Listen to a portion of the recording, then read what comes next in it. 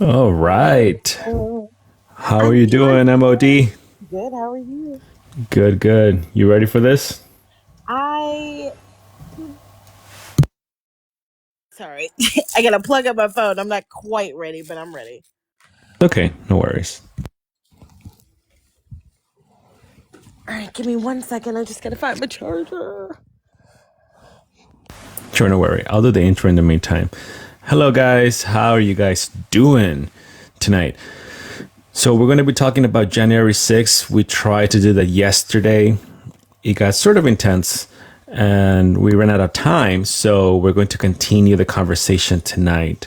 And MOD, Mother of Dragons, is a special guest once again. It's always fun when she's here. So, that being said, let's get started. Okay, so yesterday I ran and I read a timeline of the events that led to what happened on January 6th. And then Mother of Dragons joined later on. And so one of the things I wanted to do is just go through the timeline with her. MOD, let me know when you're ready. If you need more time, that's okay too, by the way. I am absolutely ready. Cool.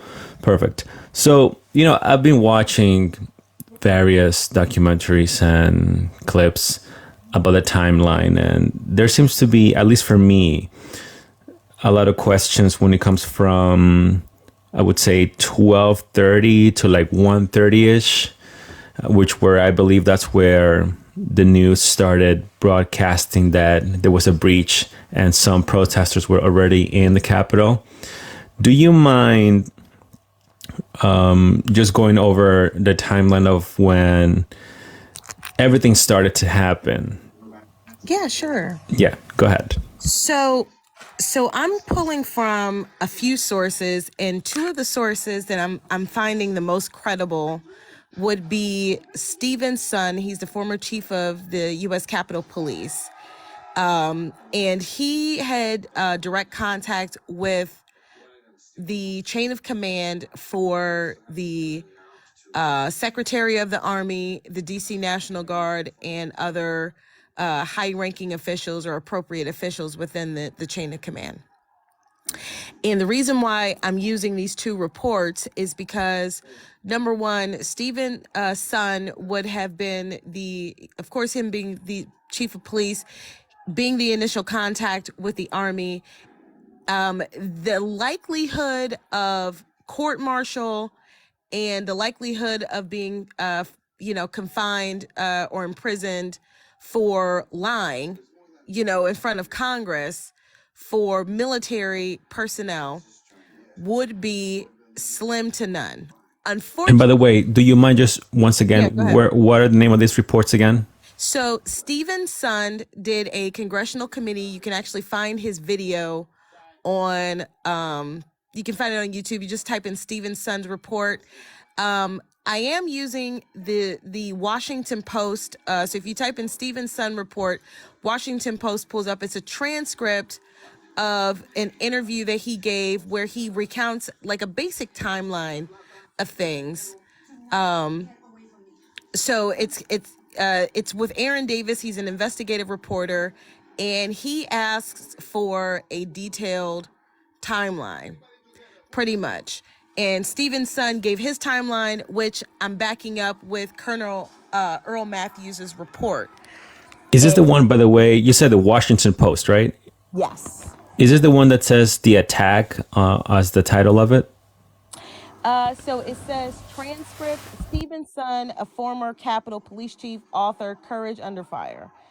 It was done on January 12th of this year. Sorry if my TV's loud in my background. My husband is watching Walking Dead. Cool, no problem. I love that show, by the way. Yeah, he's Do you watching. watch that? I watched the old ones. I didn't watch any of the new ones yet. Like he's way more into it than I am. Yeah, my wife and I, we watched, I think, up to season 8 or 9. Oh, gotcha. And Okay. then we sort of like, I don't know, we sort of felt like it got boring. But Yeah, like after I don't want to give it away, but after a certain somebody left, I was like, yeah, no. yeah, yeah. But I like the first 2, 3 seasons were like, I think the best for me. I don't know. Anyway, okay, so I am trying to pull up the report that you mentioned here. Okay, I think I have it here. So Ex Capitol Police Chief, right? yeah. So it says a transcript. Stephen Son, former Capitol Police Chief, author, Courage Under Fire. Got it. Okay, and just which one is the second one? The second one, so if you go to type in Colonel Earl Matthews, or like COL Matthews, and you can find the so if you go to the New York Post, it says ex-DC Guard official accuses Army brass of lying about January 6th response.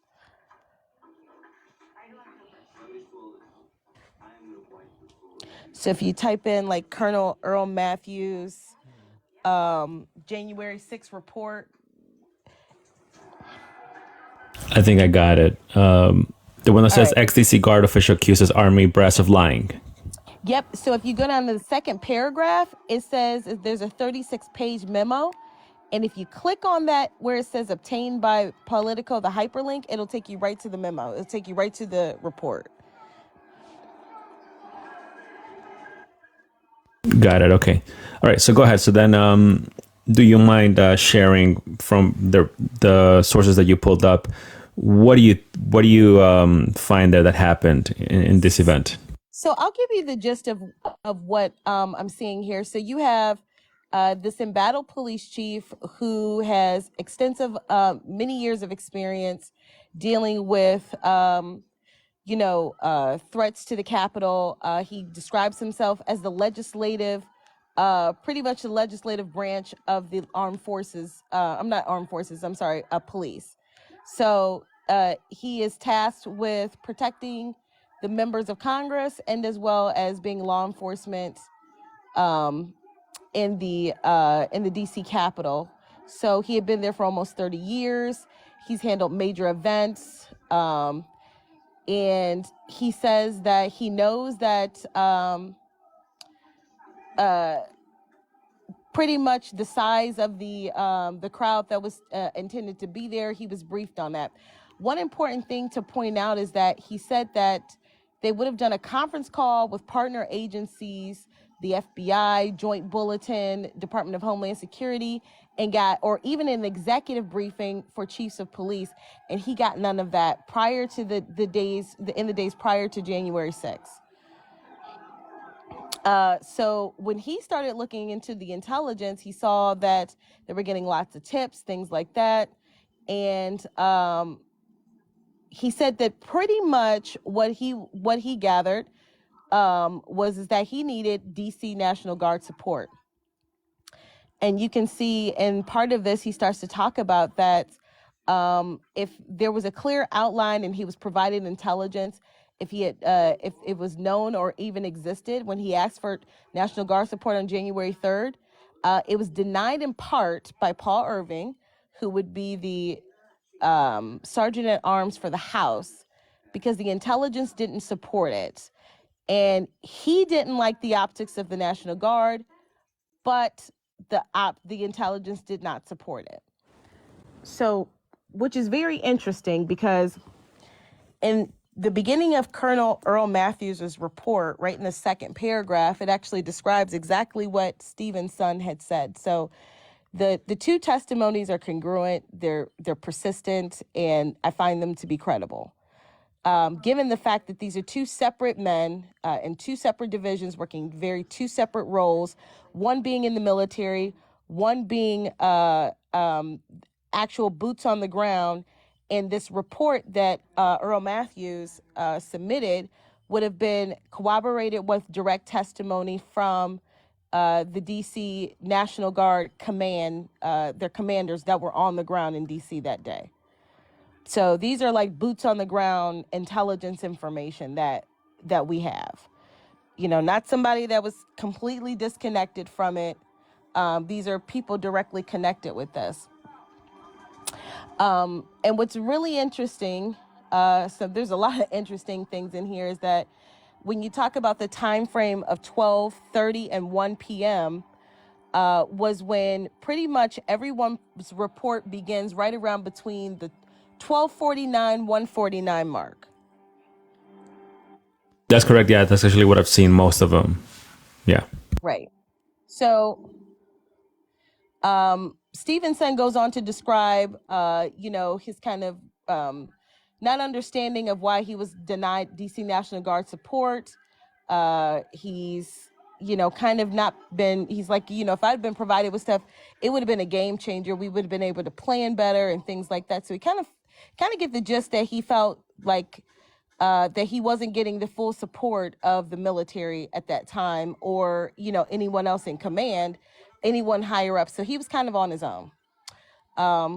He goes on to describe his day, what it was like, and he also was in radio communication with the Metropolitan Police Department, which would be the DC Metropolitan Police Department, Park Police, and a few other law enforcement agencies that were close. And by the way, this was around, you said, prior 12:30? Mm-hmm.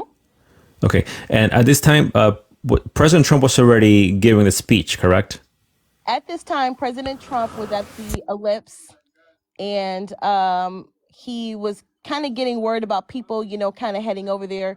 He was well aware of the fact that there were permitted protests, because he also talks about how they set up a perimeter around, and they were preparing for a protest and event. So they knew that this was happening.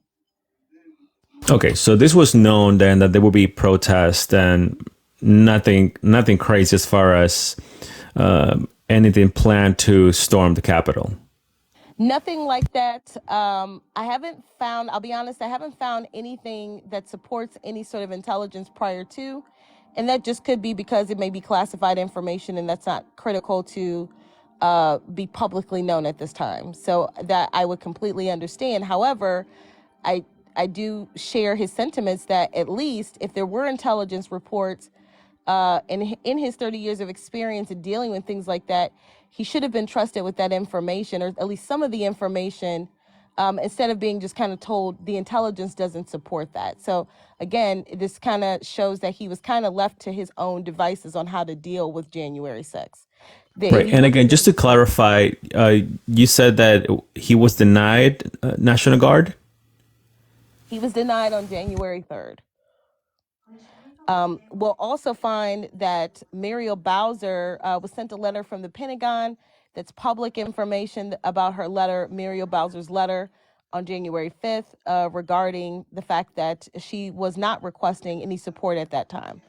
So it seems to be that even Muriel Bowser was not given, or if she was given information, it was not shared with Stevenson, who would have been in charge of policing and protecting the Capitol that day. So at this point, all that was given was just regular Capitol Police support. Yeah. Capitol Police support. So they just prepared like how they would do any other thing. They were, you could any other peaceful protest. Any other peaceful protest. They were definitely not prepared for a so-called insurrection. Got it. Okay. So then at what time or what happened, do you think, or from what you found, things got out of hand? So Stevenson describes that the key moment for him was right at 12:53 p.m. He describes that they were working with the reports of a pipe bomb that was found near the RNC right around like 10 minutes earlier. So they were all dealing with that at the time. So that would have been somewhere in their jurisdiction, or at least, as a crowd's forming and things like that, they are working in conjunction with Metropolitan Police, FBI, and things like that. So he describes sitting at his command center. He's got some chiefs with him. They're listening. They're kind of watching, looking down, listening to the radio. His commander had walked over a picture of the pipe bomb. He was looking at it. It had wires, end caps, and he was kind of looking at that, right? So right around 12:53 p.m., he says that he'll never forget that he looked up and he saw this large crowd coming towards the west, across the Peace Circle and Garfield Circle, right around the perimeter. And then within minutes of so within minutes of hitting those officers on the bike rack, it started to turn violent very quickly. So then the PB, I don't want to say the word again. PB, that's the one that caused was sort of the beginning of the commotion. Yes. But that didn't blow up, correct? No. No, they just found it or got it from someone, or So they it so this is where it gets kind of murky. You do have, if you look at some of the videos that had started, the large crowd that started approaching from the front, right around that time period, there was already a large crowd had gathered, and I believe that at the same time there was a um, smoke bomb or some type of flash or something that went into the crowd. that So was going to be my next question. The tear gas, right? Or yeah. yeah. So something had started. He said that he even describes that he had never seen a protest get violent that quickly with officers on a barrier, and they immediately started pushing them. I mean, they just started dragging officers. They just started fighting, and they knew that it was going to be bad. So all hell just broke out loose for some reason. So was this prior finding the PB or after? This was right around. This would have been after. So this would kind of right around the same time period. So remember, it was about 10 minutes before. So right around like 12:49 p.m. or 12:40, like 12:40, somewhere around there, right around that time. Okay, so just for context, then, so they find the PB, then there was tear gas deployed, and then mayhem. Yeah. So it looks like the crowd started advancing first, and then there was a pipe bomb. I'm sorry, not the tear gas or whatever was deployed when the officers and the protesters started fighting. So it was around the same time. Got it. And just for reference, the pipe bomb and the tear gas, two completely separate things, right? Totally separate things. Yeah. Okay, got it. So then, yeah, this is where things get murky, right? Hmm. D-Run last night he shared about a story that I believe a mutual acquaintance of his that was there. Something about someone getting struck or blown around the face area when it comes to some form of, I don't know, pew pew or something like that. It seems as if there's multiple different reports, and it's kind of difficult to ascertain from all the different videos exactly, who. It was clear that the police and protesters were fighting.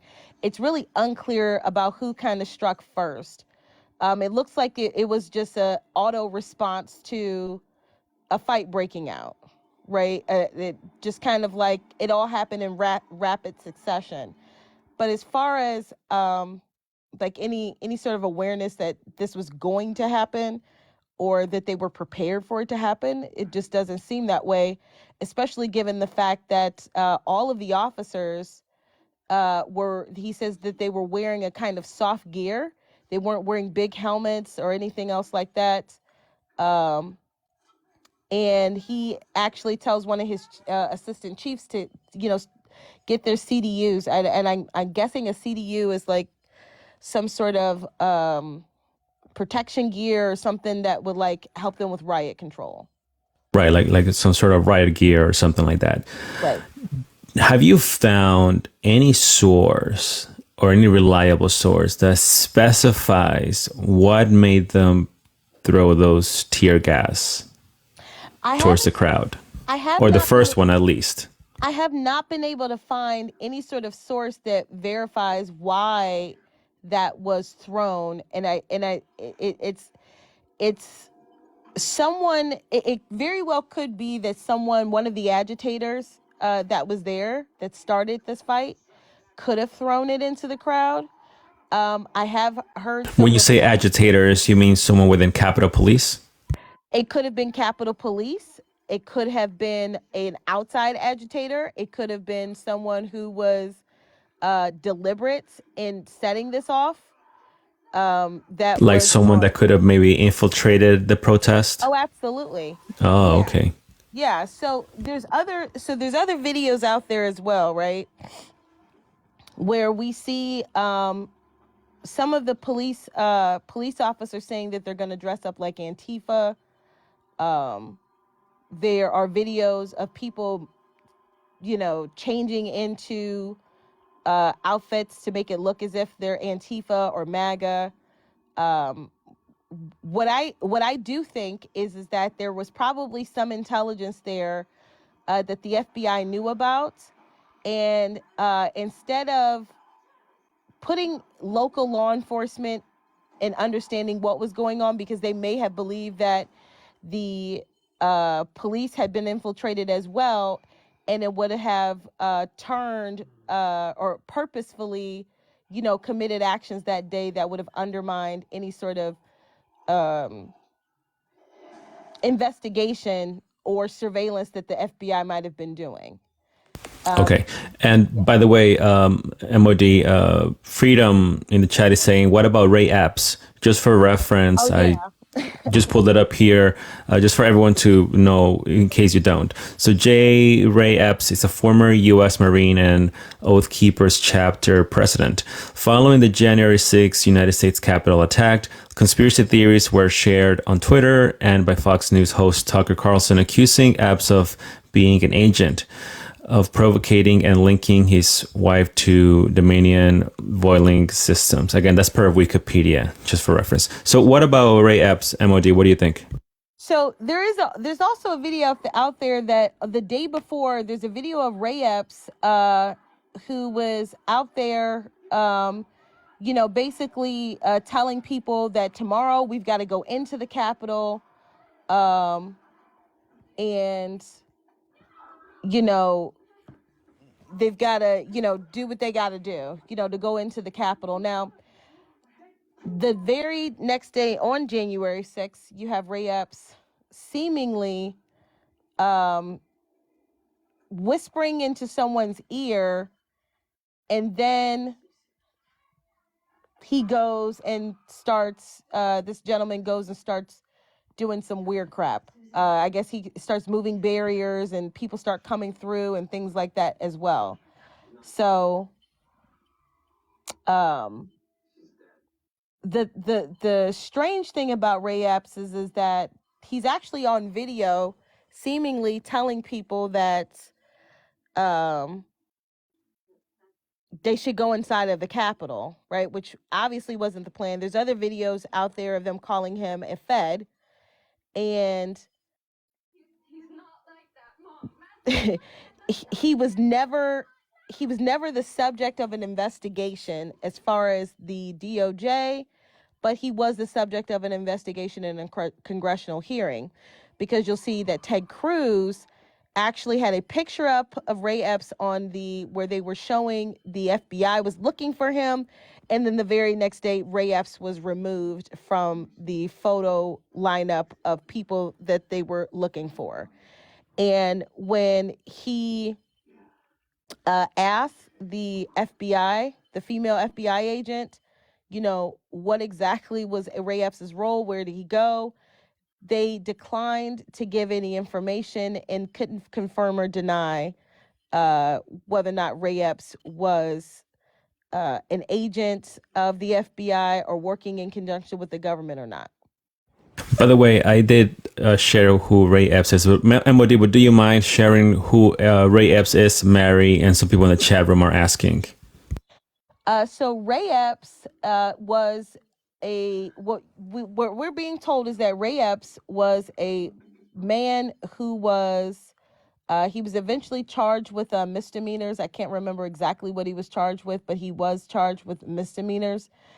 They declined to do anything else, but he is on video January 5th and January 6th, seemingly planning to go inside the Capitol, and then on January 6th, instructing a rioter to move barriers or to tell someone, a Capitol police officer, to do so, and they did such. So it seems as if someone was listening to him. However, Jamie Raskin said to leave him alone. It seems the FBI has no idea who he is, but yet they decline to even look at him, anything else like that, which is interesting because a lot of people that were charged on January 6th uh, did way less than he did. Some people were just charged for being there, and him directing people to start moving barriers and to go inside the Capitol, yet he was never formally charged with anything even remotely close to what anyone else was charged with for simply just being there. So I put that up here on ny1.com. It says Ray Epps, target of Jan 6 conspiracy theory, pleads guilty to Capitol riot charge. And then the article says a one-time Trump supporter who was the target of a right-wing conspiracy theory about January 6, 2021 attack that forced him into hiding, pleaded guilty on Wednesday to a misdemeanor charge for his role in the U.S. Capitol riot. Interesting because the title of the article, this is how you know that they're biased, right? The title of the article says pleads guilty to Capitol riot charge. Nowhere in there says misdemeanor until you actually read the article. Exactly. Right. So then, per this conspiracy theory, MOD, you're saying that it's just kind of weird that he was on film instigating or saying all of these things, and they just sort of give him like a misdemeanor charge and moved on to the other ones. Yeah, I'm finding it interesting that there was absolutely no response from the FBI when Ted Cruz asked about his involvement, and seemingly no answer on why he was removed from the FBI's interested persons list, especially given his actions on that day. And like I said, there were people that were simply there in the crowd that were charged with more than he was, and they were simply just there, right? Or went inside the Capitol, after being ushered in. I mean, that's a totally other part. I gave the example of the gentleman that I saw. I saw his court case where he talks about how there's literally a picture of him holding a pepper spray of an officer. He accidentally took off of an officer because he was trying to reach for something. He accidentally grabs this guy's pepper spray, and then the guy is charged with sedition.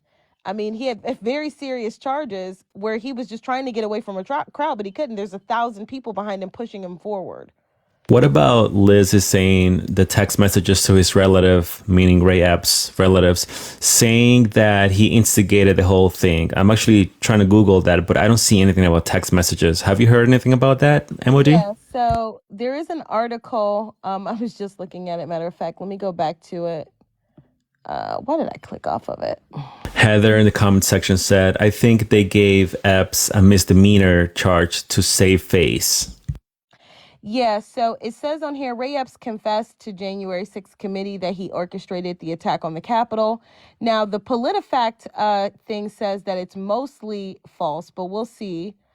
It says on here, during an interview with the House Select Committee, Ray Epps says he walked to the Capitol and told others to do the same. He texts his nephew at 2:12 on January 6th and says, I was in the front with the others. I also orchestrated it. But when questioned about his testimony to the Select Committee, Epps wrote that he wrote it out of pride, and it was the wrong wording choice in retrospect. He did not confess to Congress that he orchestrated the attack. So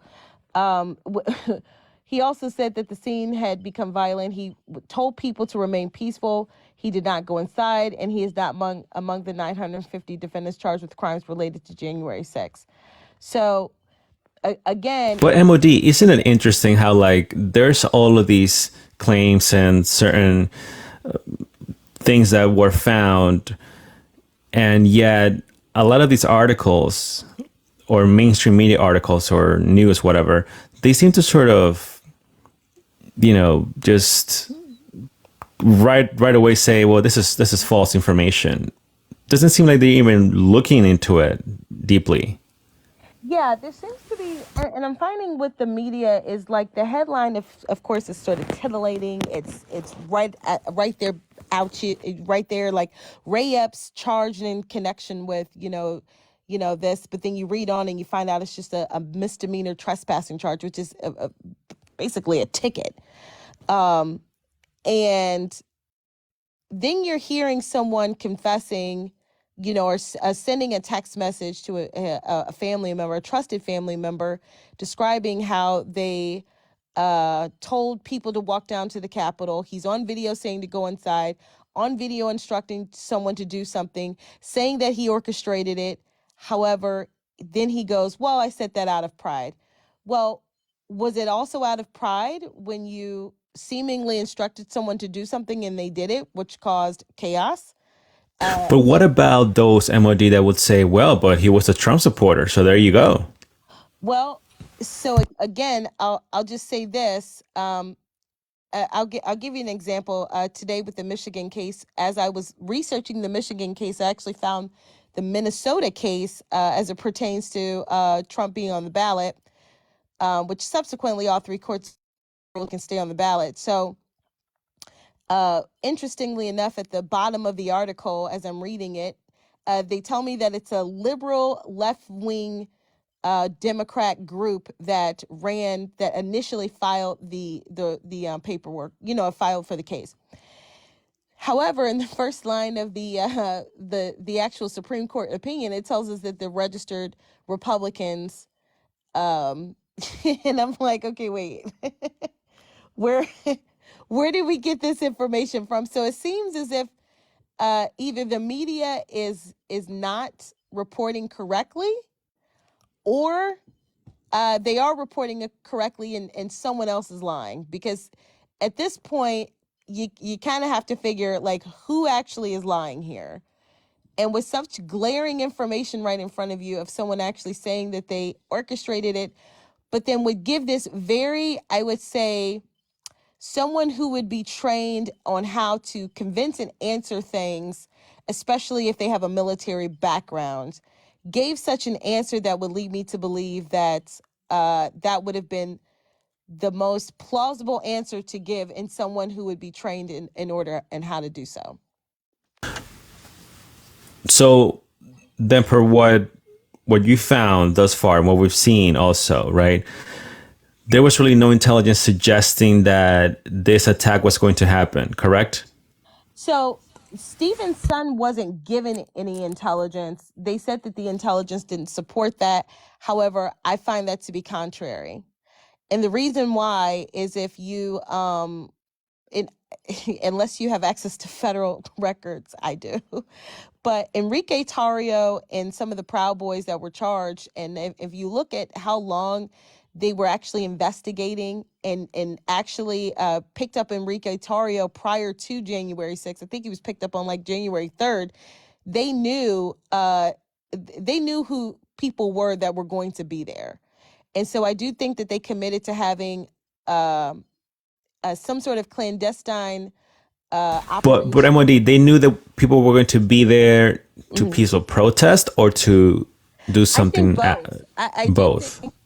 I do think it was both. I do think that obviously we could see consistently that there were agitators there, but were these agitators on behalf of Donald Trump? That is the question. So you're saying that, so there might have been that intelligence that they knew something like this was going to happen, but they still didn't provide enough security. Do you think that was on purpose, so that was to let it happen, or that was just negligence? I think both. I think that it was designed purposefully to make sure that some people were not would have plausible deniability, and that some who knew exactly what was going on planned for things to happen, and it went according to the way it was supposed to, while others had plausible deniability. And then it's kind of like the perfect crime. And this would clearly put Trump as the guilty person for instigating this. Oh yeah, if the goal via that notion of, if that, well, this happens, he's gonna do the speech of, he's not he's saying that the election was a fraud. So this is, like you said, the perfect crime, if you will. Oh yeah, it would definitely be the perfect crime. I mean, because we can go all the way back. But I know, I mean, as far as you want to go back, what I talked about this morning. If you want to go far back, because we can go back to we can go back to 2016. but that's totally up to you. I don't want to push the direction. No, no, you can absolutely. But I just have another question before we go back into 2016 because I also want to touch on the 2020 election as well. Being that everything sort of culminated here on January 6th. So, okay, so then they were given intelligence of both things happening, but it was not, well, sort of ignored, if you will, in the sense that they didn't provide additional security, right? And then Ray Epps is seen doing all these things on film, but he gets a misdemeanor charge. And then President Trump does a speech. He gets blamed for it. But still, to me, and maybe for you too, isn't it odd that a peaceful protest all of a sudden turns violent just out of nowhere without any clarity as to what caused it? Right. I mean, that would sort of detail some sort of constructed plan by someone or some group or something that caused that disruption to happen.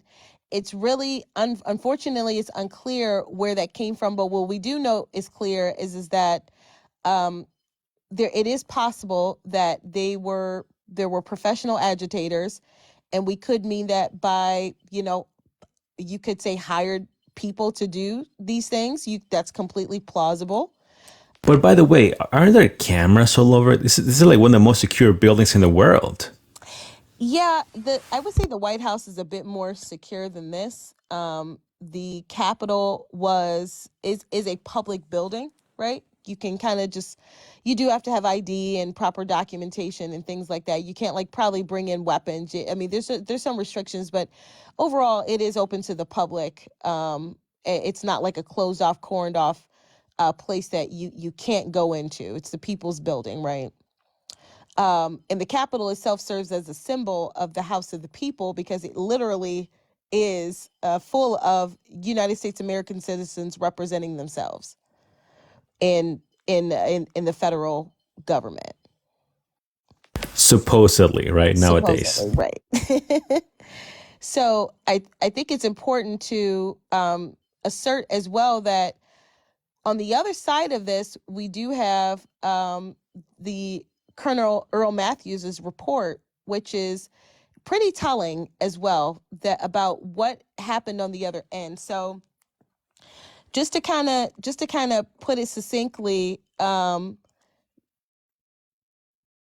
this would kind of give credence to what sort of orchestration there might have been in the government or people within the government, because there seems to be some disconnects. In his report, he details that while Stephen's son was emphatically asking for DC National Guard support, at this point, all hell had broken loose. There's shots fired. Ashley Babbitt has died. Police are getting, pummeled. He's emotional. He describes himself as emotional in the phone call. And Colonel Earl Matthews actually describes him as being emotional on the phone call. So you could tell that Stephen's son was very, very worried about the state of affairs on the ground and what was happening. And they felt like they were getting overrun. By the way, I watched that clip of Ashley Babbitt, unaliving. Do you think that was necessary? I don't think that it was necessary. I think that people believe that in the spirit of the location and the building itself, and I believe that people think that this building is not maybe a symbol of the people and more that the government is, the government's building would be very, very different. Ashley Babbitt was an unarmed person. She's a woman who failed to follow a lawful command, however, should not have been subjected to capital punishment by way of just unaliving her. Whether the officer meant to or not, unfortunately, he was never charged, which is also kind of a little ridiculous, but that's what I think. Got it. Okay. By the way, guys, MOD Mother of Dragons is a special guest for tonight. We're discussing January 6th. Please tap the like and follow both of us as we continue discussing the events that led up and what happened after as well. Also, I will be opening the floor for discussion. I know that we have Snuffles is waiting. By the way, MOD, Snuffles, he's a big fan of yours, right? Unfortunately, yes. Like a freaking rock and like a pebble in my shoe. Keeps What do you mean, unfortunately? Yeah, I don't know. It's just it just seems to have a hard on every single time and has to try to prove me wrong, but can never do it. So All right, Snuffle. In all fairness, since we did bring you up in the conversation, I promise you'll be the first one to join when I open the floor for discussion. Okay, MOD, bring me back to 2016. You wanted to talk about that. Go ahead. yeah, so last night we played a few videos where we saw Hillary Clinton and other major Democrat leadership implying that Donald Trump had stolen the election from her, that he used colluded with Russia to either make her look bad or to do something to interfere with the machines, to do something to where she had lost the election. And that was obviously a point of contention because we had started an investigation after she had been president, I'm sorry, after she had lost the election to Trump, and him subsequently becoming president. And then subsequently, we have the Steele dossier, which we know is not factual, and that there was no Russian collusion. There was no appearances or anything of any sort of voter fraud on behalf of Donald Trump. And that he did not have, didn't even seem like he had the necessary tools to be able to pull this off. However, we saw that 3 years after that occurrence, she was still had in her mind, even though she may have conceded the nights, she conceded, but she may have said that, but her actions following are absolutely contrary to that. And the sentiments of the same were felt with many of her colleagues, including Joe Biden, who also stated that, Trump was an illegitimate president, although And even the videos you played last night, we can see Hillary saying that he was illegitimate, correct? Meaning President Trump. Right. So I would say that a person, if we're going to hold this position that Donald Trump should have conceded, then he should have conceded and then not had anything to say about the election thereafter or sought to do anything thereafter. That's what the left's position is. However, when it comes to people on their side doing the same, like Hillary Clinton, that message seems to be lost. It just somehow it just loses its flavor. It no longer applies when it comes to Hillary Clinton. They're largely silent on that because it's, oh, well, he orchestrated these events. I would argue that while if Donald Trump made such overt attempts to do so, I would say that the Clintons have a history of moving in silence to silence people. And this could have been an orchestrated effort because of the rhetoric, as seen in Peter Strzok and Lisa Page's attempts to undermine President Trump while they worked in the FBI. But do you really, MOD, since you mentioned that, do you believe in those side stories that, oh, hey, Hillary Clinton's whatever aide or, someone that worked around them or worked for them for many years, all of a sudden unalive themselves? Do you find that kind of weird? It is pretty weird. I don't know much. I mean, I've heard some things about that. They could be ultimately not true. However, I'll say this. So when they were doing the whole Mueller report, and you had Peter Strzok that was eventually fired, along with Lisa Page, the FBI agents that were on so Lisa Page was a trial attorney, and she was having an affair basically with Peter Strzok, who was the IG's investigator. They had FBI issued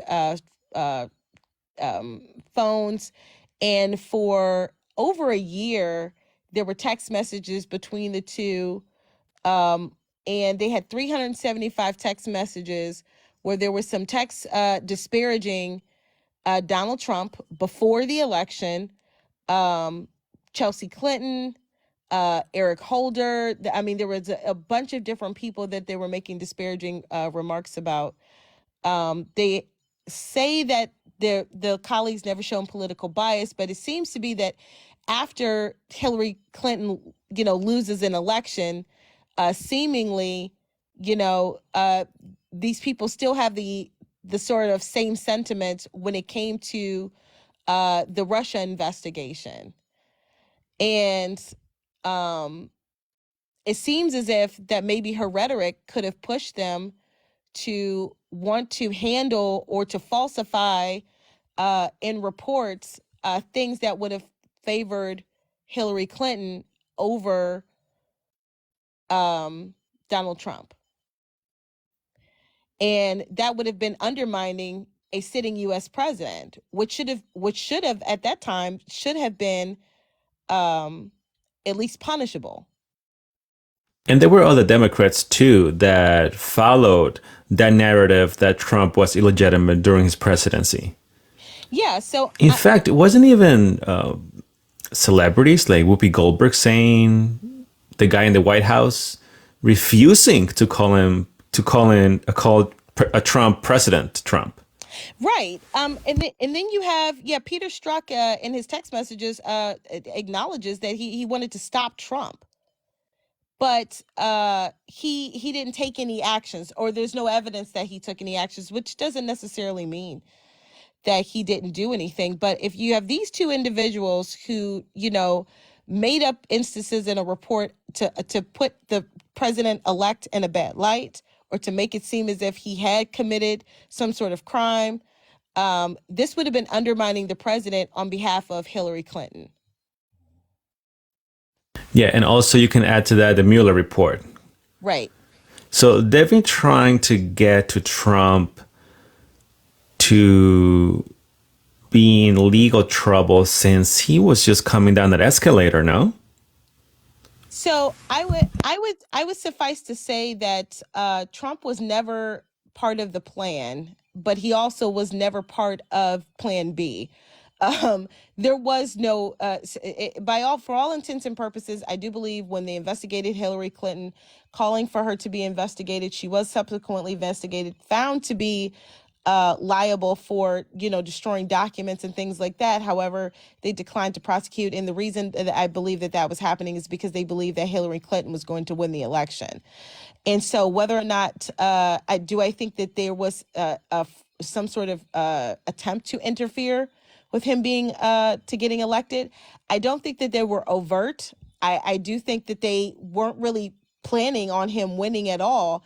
And whatever measures were put in place to ensure that she had won an election, that they made sure that those things stayed in place, but they were not banking on the fact that he was actually going to win. Yeah, and that hurts a lot of people. I mean, we have Thomas in the comment section. He's been active for a while. One of his comments was, Trump's been a con man and a POS his entire life. Thomas, he's also your 45th president of the United States. I know that hurts, but it's the truth. So MOD, okay, so then Hillary follows through with her claims of denying that she lost the election, and so do many people on the left. And then you have all of those legal claims that, again, just keep trying to bring Trump down while he's in the White House, by the way. You never saw that during the Obama administration. Do you, by the way, I know a little bit out of topic, but do you remember when Obama sent millions of dollars to Iran in cash, like in the middle of the night? In the middle of the night, yeah, with suitcases, yep. So why wasn't that investigated, MOD? So, I think historically speaking that the president, and you could see this, the whole presidential immunity thing has applied to the president while in office and after. I think that this is, it's not only is it implied, it's a fact that while the president is doing his work, that there should be no interference from any other agencies while he's conducting and doing the things that he's doing. Now, is it crazy to believe that we may have had to do something like bring cash in order to, if I would say if I was president and questioned about it and said, hey, I had to bring them cash because they said they were going to nuke us. They had the intelligence. We got scared. We gave them some money. So to save all these lives, we gave money. Who's really going to bat an eye? Who's really going to say, this happened? I'm not saying that that's the reason, but it's a very plausible explanation that could be made up if one was questioned. But again, historically, have we ever questioned a former sitting US president or a president on their comings and goings? The only people that we've done that to was Ronald Reagan, or I'm sorry, Nixon, and now Donald Trump. Right. So exactly. So Obama was never investigated during his presidency or after. Or after. No. Right. And also, what about George Bush? Because you mentioned that Trump was not part of the plan or even plan B. What about George Bush during the Iraq War? He was not investigated for taking us there when there were no weapons of mass destruction, right? Yeah. And even after all of those veterans, they passed away because of the war. I'm trying to watch my words here to protect the life. He wasn't investigated either after all these years. Yeah, because presidents have presidential immunity, and it extends to them after the office. I mean, this is unequivocally for anyone to sit here and say that either every single president has just done everything perfectly, and there was like no pause for concern. We would hope that a president would act in a manner that is by the law. I think that I think that we give our presidents this God complex, and Trump was the opposite of that. He's definitely not a God, and he showed at least how non-infallible he could be. So, but not Trump, though, right? Because yeah. Trump is feeling the wrath. Right. With nearly 100 indictments at this point. Yeah, a God would be untouchable. I mean, you would not be able to do a single damn thing to a God. They would be completely untouchable. But at this moment in time, Trump has taken just about every blow that can be given to him. I mean, they've taken this man from the height of being the president and never really gave him a chance. I mean, again, they called him an illegitimate president for years. It seems as if you had people within the FBI who were seeking out to sort of enact some sort of coup d'etat. I mean, this would be tantamount to a coup. When you have FBI people in the FBI that seemingly are against Trump and want to purposefully put things out there to say that he lied, or to say that the FBI, the investigation was weaponized to destroy his presidency, right? And try to make it seem as if that's what's going on. The president is saying this. However, he's found to be a liar, because that's what they want him to be, is a liar. They didn't take him seriously on anything he said because he's just a liar with no proof to back any of this up. But what we do have are people within the FBI that did lie. We do know that. We know that they lied, but you can't say that Trump did. There's no proof that he did. And so at this point, MOD, do you believe that the DOJ has been weaponized by the Democrats, specifically Biden himself? So I think that the DOJ and the FBI were working clandestinely to destroy Trump's presidency from the beginning. And I do think that they were either acting independently. I do believe that there were some people within the FBI and the DOJ, and maybe working in conjunction with some Democrats who they believed should have been in office rightfully, right? There could have been some quid pro quo. I mean, there's some very underground, underhanded, sneaky shit that goes on in Washington that I'm pretty sure, some of us, you might be saying, oh, this is Hollywood. No, this is just this is how shit works. Sorry for my language, but like, we're not going to sit here and act like this stuff doesn't happen, because it does. Everything is not, peaches and cream and rainbows and unicorns. I mean, spreading the rhetoric for 3 years, saying that he's an illegitimate president, believing that he's working with the Russians, would preclude that we have a person who is a traitor, who was elected to the presidency of the United States and was working to destroy America within. That would spark people to want to get rid of this guy by any means necessary.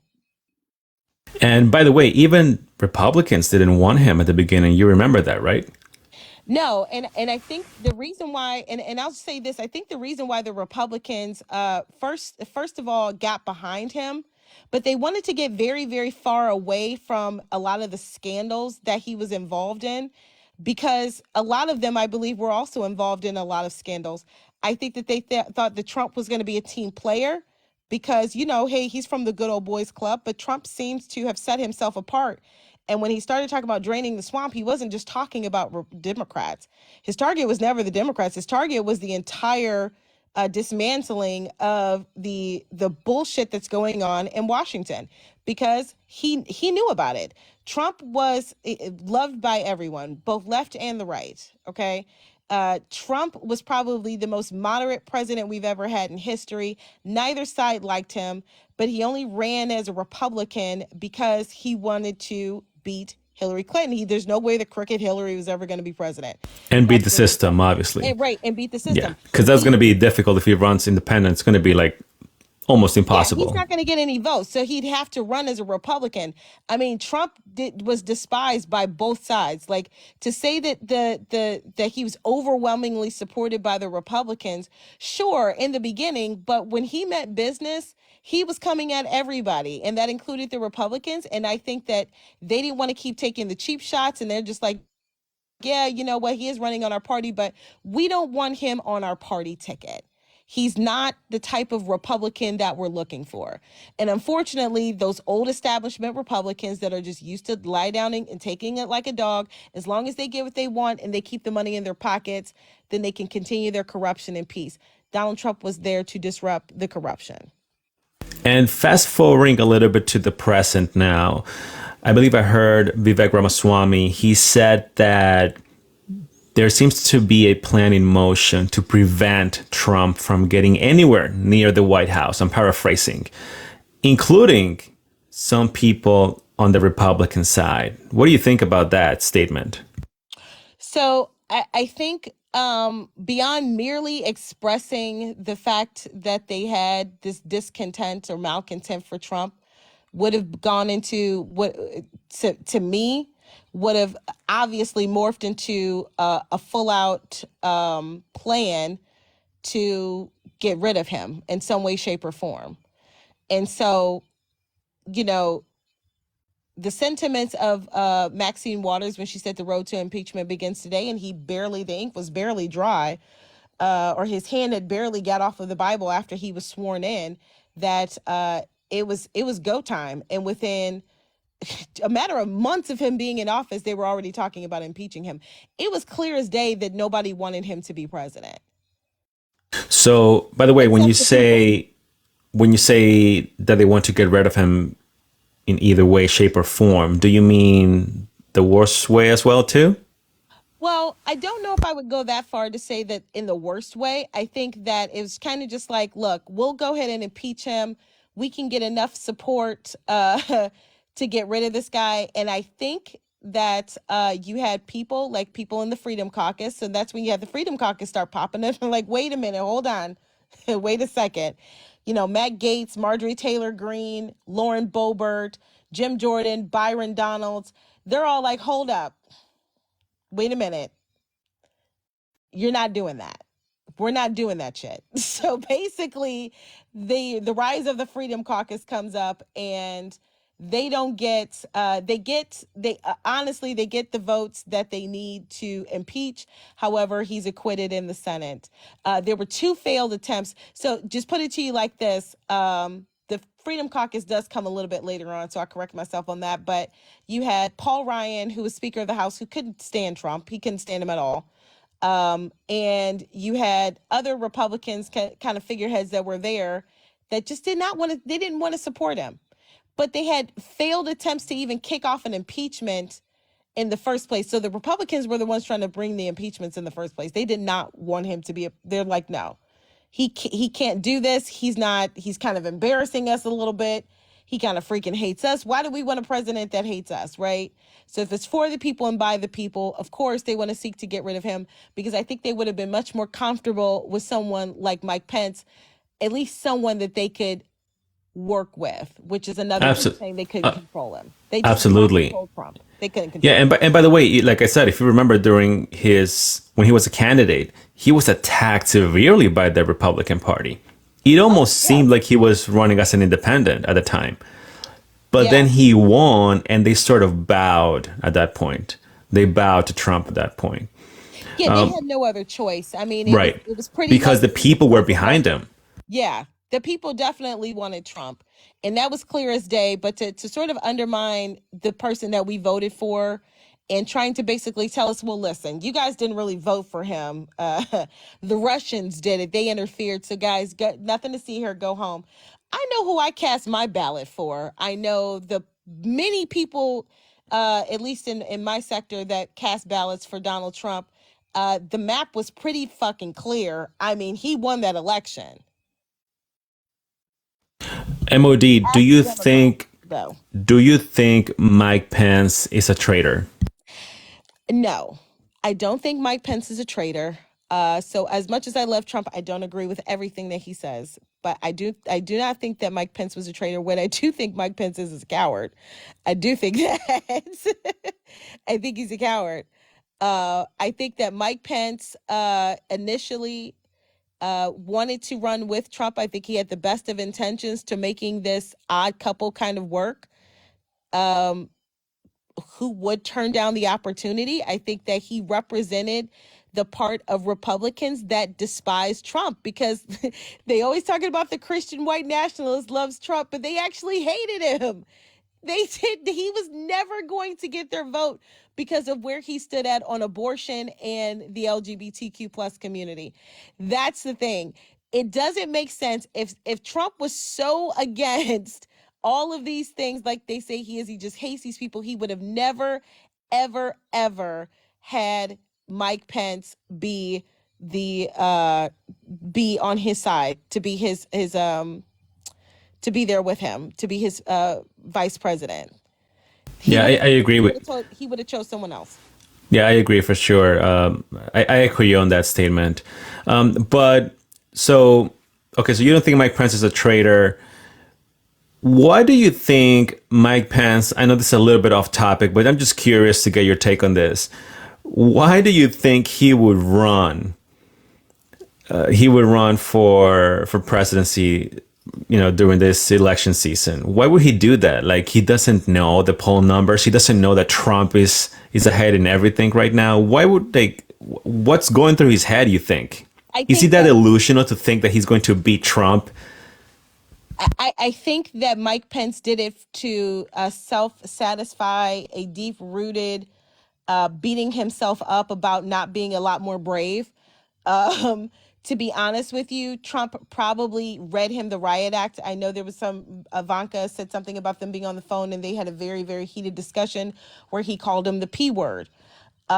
So I think in order to show that Mike Pence was, I'm strong enough to run against the guy that I was with, and it's sort of like a noble effort, but I think it was more self-serving for Mike Pence. I don't think he actually really thought he was going to win.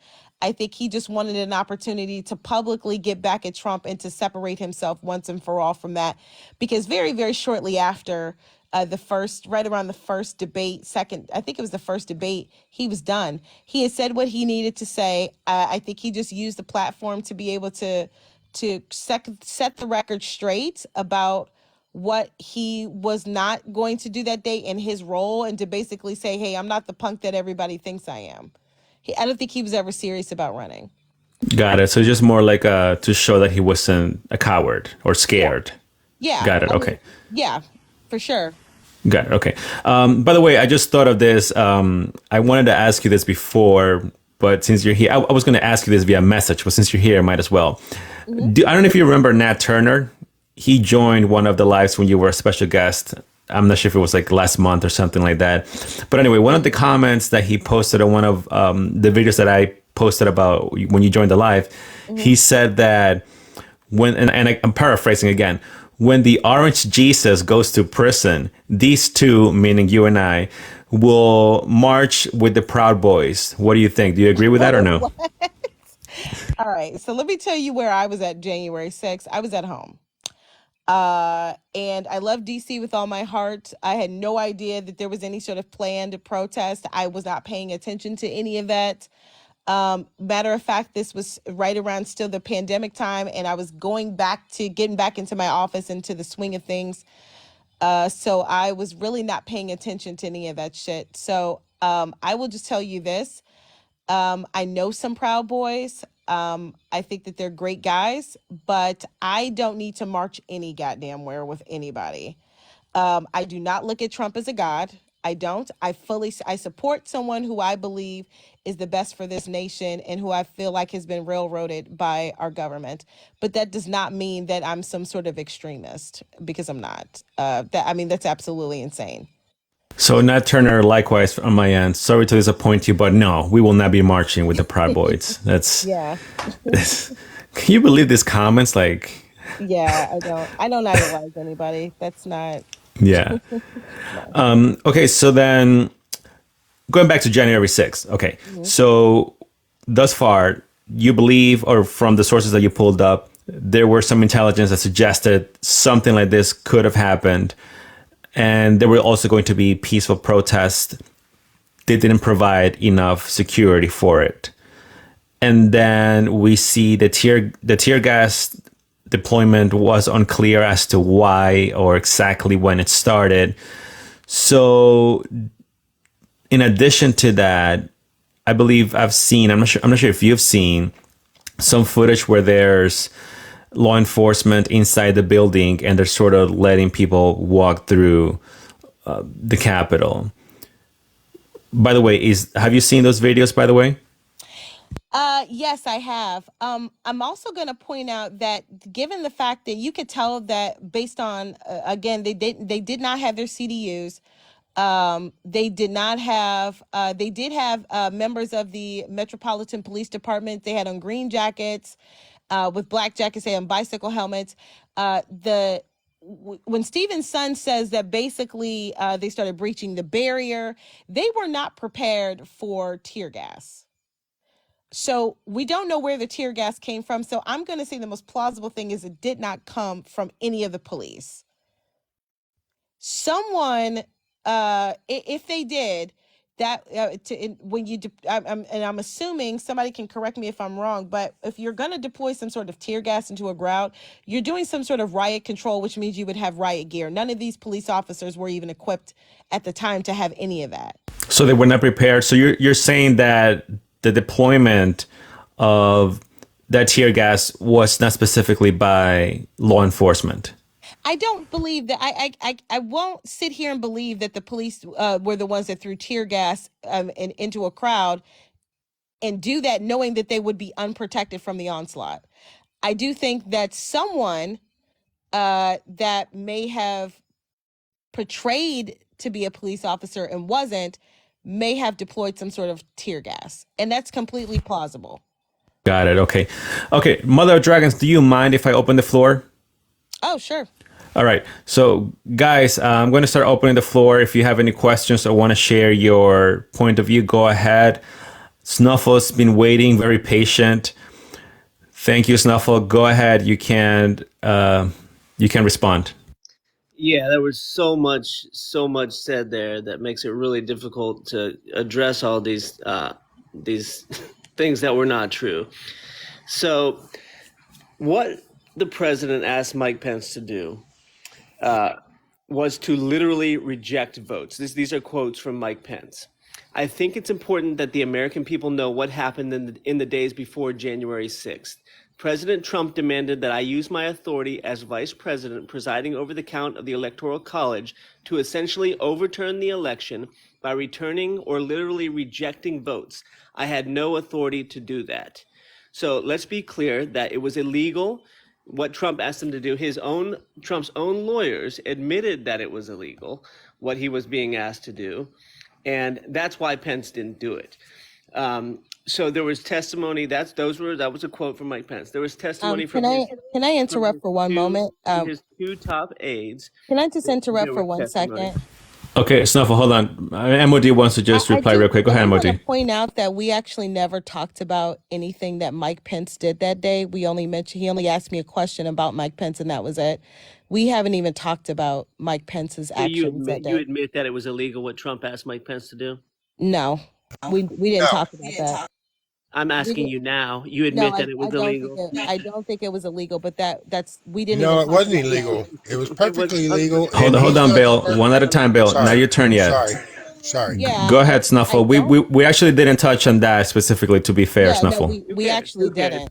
didn't. What I'm touching on. Snuffle, we were talking about the events of January 6th That was itself yeah. during Those are that. the events of January 6th. So what? I don't care who talked about it or who didn't. The facts are that Donald Trump asked him to illegally reject the count. That was the plan.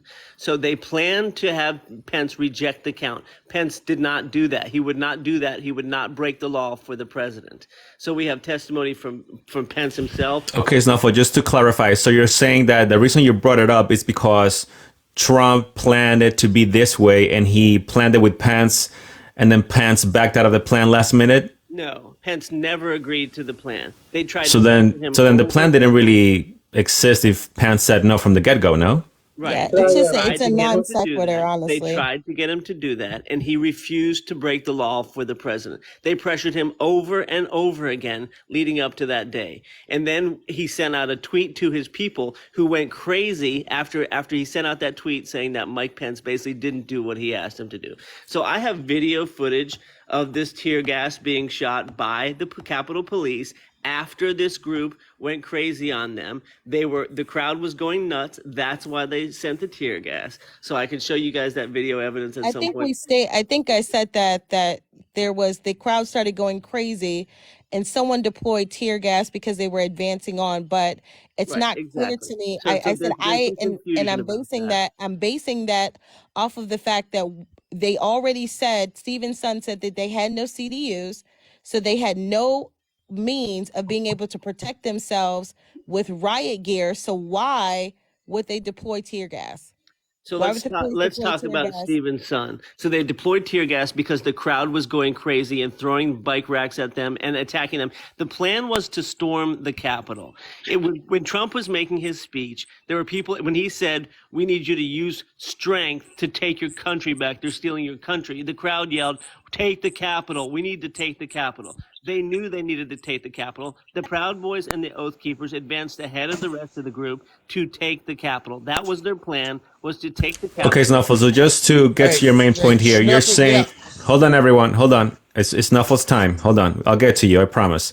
Okay, Snuffles, just to get to your point, you're saying that the crowd just went wild. No, And then the tear gas was deployed. Is that Trump knew his crowd.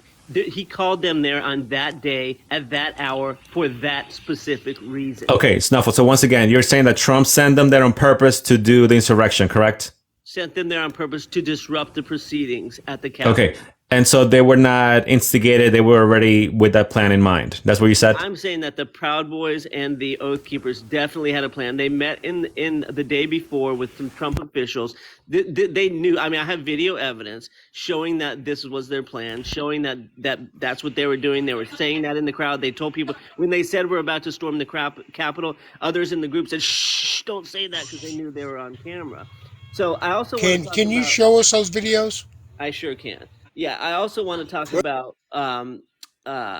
the guy, Stephen's son. So Stephen's son's testimony, yes, he said it was an intelligence failure because there was intelligence that something might go crazy that day, but they did not deem it credible. The intelligence community did not deem it credible. They figured the Trumpers were talking a big game. They were going to go up there and rally and protest, but they were not going to actually storm the Capitol. Where do you have a source for that's what they said? Well, let him show the videos. Let him show the videos. I can go back and show you. Okay, one step at a time. Snuffle, do you have that video handy? Well, I have a couple videos handy, but it's gonna give me a minute to pull it up. Okay, so we'll come back to you, Snuffles. Just make sure that they're not too long, please. I'll come back to you. Okay, I want to give the word. Can I address Stephen's son real quick? Because what he said, that there was a failure to connect the dots. He also said that I think there are a lot of people that need to accept some responsibility with this, and including Donald Trump. And where did he say that? Nancy Pelosi? Where did he say that? In his testimony, he said that he wished So, that and Donald Trump had reacted more hopefully you have a swiftly to video of bring that too. reinforcements to the Capitol. He wished that the president had reacted more swiftly to bring reinforcements to the Capitol, because the president sat watching Fox Why? News for 3 Why hours. would he? Why Sat would he watching say Fox that? News. Wait. Why would Sat he say watching that Fox when in News his for 3 report, hours Snuffle, you're and not doing telling the nothing. truth. He never I'm telling stated that. 100% the truth. You are distorting So the facts, hopefully distorting the you facts for actually your own show that narrative, video. and I am telling you 100% Hopefully the you truth. show that video, because in his report he talks about how these two Lieutenant General Piat and Charles Flynn actually were the ones that stated that they would not send DC National Guard because of The the optics. Pentagon. And Trump's then Colonel Pentagon. Earl Trump's Matthews' Pentagon. report. Hold on, Trump's Colonel Earl Pentagon. Matthews' report actually shows that these Let her two gentlemen finish. lied to Yeah, Congress I'm when being they interrupted, by the way. actually, you haven't read the report then, because nowhere in there could he have blamed Donald Trump, when in his report he blames these two gentlemen. Yeah, He says those two that people in were the Donald Trump's in his Department of report. Defense, Donald Yeah, Trump's no, DOD, that's because not Donald true. Trump had the He couldn't have authority said to send. Snuffles, that. please wait. Wait Let a her minute. finish. Okay, Yeah, okay, hold on. I don't I want to wanna go. bring Hold up on. I don't want to go in circles. Yeah, Okay, just wanna Snuffles. bring up How about that? evidence You, because yeah. yeah, I see that yeah, video. Snuffles. I gave you time to speak, so go find your sources, find your videos. I'll come back to you. I want to give the word. Go ahead, Seth Hopes. Go ahead. Yeah, of course. So basically, just to piggyback here, January 6th was planned. Oh, he Oh, you came out of the group. You got to come back. Can you hear Go me? ahead, Seth. Okay. So this was not just a, one event, one speech type of thing. And from what I was reading, I believe it was a 6-point plan on things that Donald Trump can do without it being illegal. And January 6th was their last resort. Okay, where it could be legal and not legal. Specifically for the first one, is right when the election finished. It was in around, I think it was November something, mid-November, is when they started bringing up the lawyers, and they said that, hey, we can fight this back. And then we heard reports of the lawyers for Trump who didn't bring any evidence of the counting being illegal. They just kept coming into the court with nothing to prove, even though they have had months to prove it. They still haven't brought in anything that that can.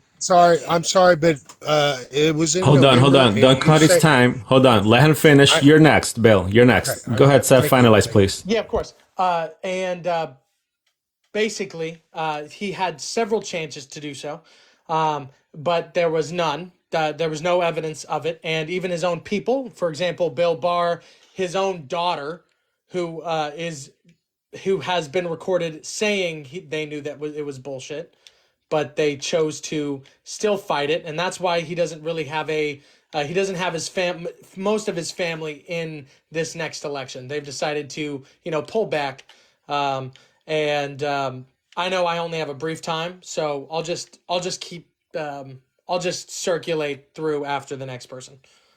So I just wanted to that is clear. It was planned. There were several steps to this specific event. Okay, so Seth says it was planned. Bill, go ahead. Okay, you guys say that he had months of this, and this all happened within like a month, not months. And December, wait, January. wait a Bill, second, wait a second. let him finish. Go ahead, Bill. Thank you. We as Americans know that now, of course, that there was all kinds of interference, and because it's been 3 years, it doesn't really even matter anymore. We have to face this fact that we've gone through this stuff with this president, and we see what he's basically got our country into, or allowed our country to get into. Most of the Democrats have even switched to the fact that Biden is not the leader that is best for this country. How do you respond to that when you backed this man for so long? Okay, thank you, Bill. T-Mac, go ahead. You can respond or to Bill or anyone on the panel. Go ahead.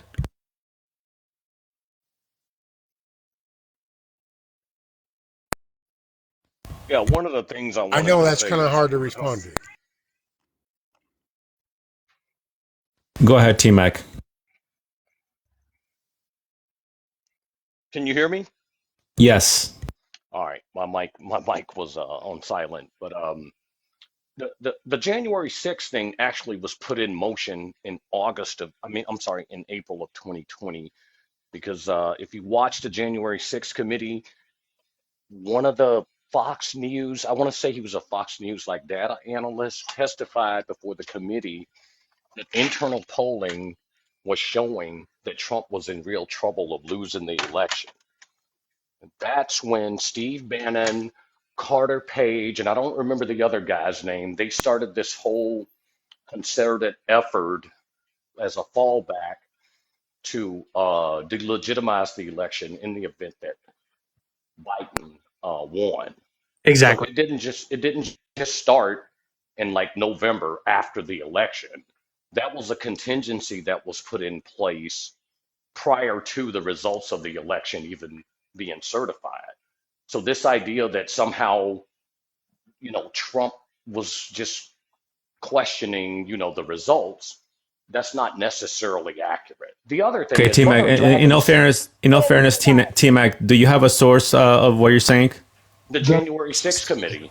January 6th committee. Okay, go Yeah, ahead. this guy was a he was Hold a on. Let's T-Mac finalize. Go ahead, T-Mac. like a data specialist that was doing polling. In fact, he was the guy that called the Arizona election. He was part of the people that called the election night, the election in Arizona earlier than all the other So T-Mac, this networks. was an individual, right? A data analyst. Yes, he was a internal polling like analyst, and he was telling the Trump campaign that, hey, you guys are in real trouble of losing this election. He was telling this was in And April of he shared this to 2020. the committee. Yes, Okay. yes, he I testified just want to before. verify for everyone watching your source, where you're getting the information from. Okay, go ahead, finalize, please. My final thing is one thing Mother of Dragons brought up was the money that Obama delivered to Iran. That was their money. That was not American money. That was money that they had Seized. purchased weapons I from I us. didn't We bring that seized. up. I No, didn't bring that up, and I never you said that. never said that the President Obama gave Iran money. You never No, said the that. whole I asked just in fairness, I asked Mother of Dragons about it. We were talking about how other presidents weren't being charged for other suspicious activity, and so she answered the question, but she didn't bring it up. I brought it up. right. Get your facts straight, brother. Okay, well, here's the facts. He was just giving them back their own money from weapons that were sold to them. I mean, money, they gave us money for weapons illegally all the way back in the 80s, and those assets were seized after the sanctions. They went to the World Court to get them back. They were still frozen as part of the nuclear deal. That's when Obama gave them their money back. Just so y'all know. Okay. Okay. Thank you, T Mac. I want to move on to Mary. Go ahead, Mary. Welcome back. Hello, everybody. How's everybody doing? Good. How are you? Good. I just, you know what? I'm here to see the facts. I'm in neutral. I'm in the middle, and I just want to see where everyone's evidence is. If you guys got something to say, I want to see the evidence. Also, another thing, Dr. Snuffle, your profile picture freaks me the fuck out. Can we change it? That's a no, I guess. Listen, let's see the video and let's see what T-Mac's talking about because I'm Googling, Poppy, and I cannot find it. I can't find it. Let's see what you got. Okay. What can Thank you, you not Mary. find? What can you Mary, not by the way, find? do you want to let everyone know to tap the live and follow us? Tap the live. This is pathetic that we only have 18,000 likes. Tap the live, you guys. It helps Mr. Vega out. Thank you. So Thank you, Mary. you've been Okay, hold on. I fact-checked. want to go back. Snuffles has been waiting. Let's be fair. Everyone spoke. I'll give Snuffle the chance to share the video, and then I'll let MOD respond, okay? Because it is MOD's turn, but since Snuffle's going to share the video, let's watch it, and then MOD will respond. Go ahead, Snuffle. You can. Let's see here. We'll return to them soon.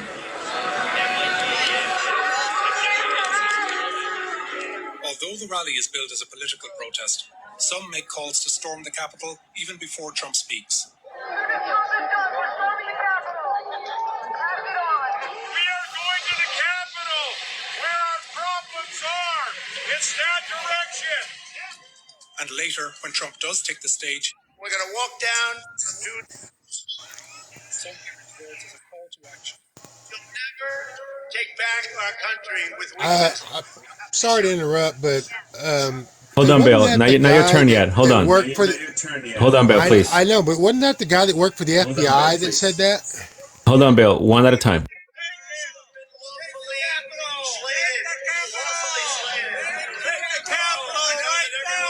Soon be marching over to the Capitol building. 2 hours before this, the Proud Boys were already heading for the Capitol.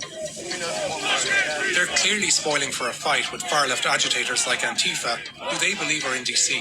Where's Antifa? But there are moments that suggest another motive.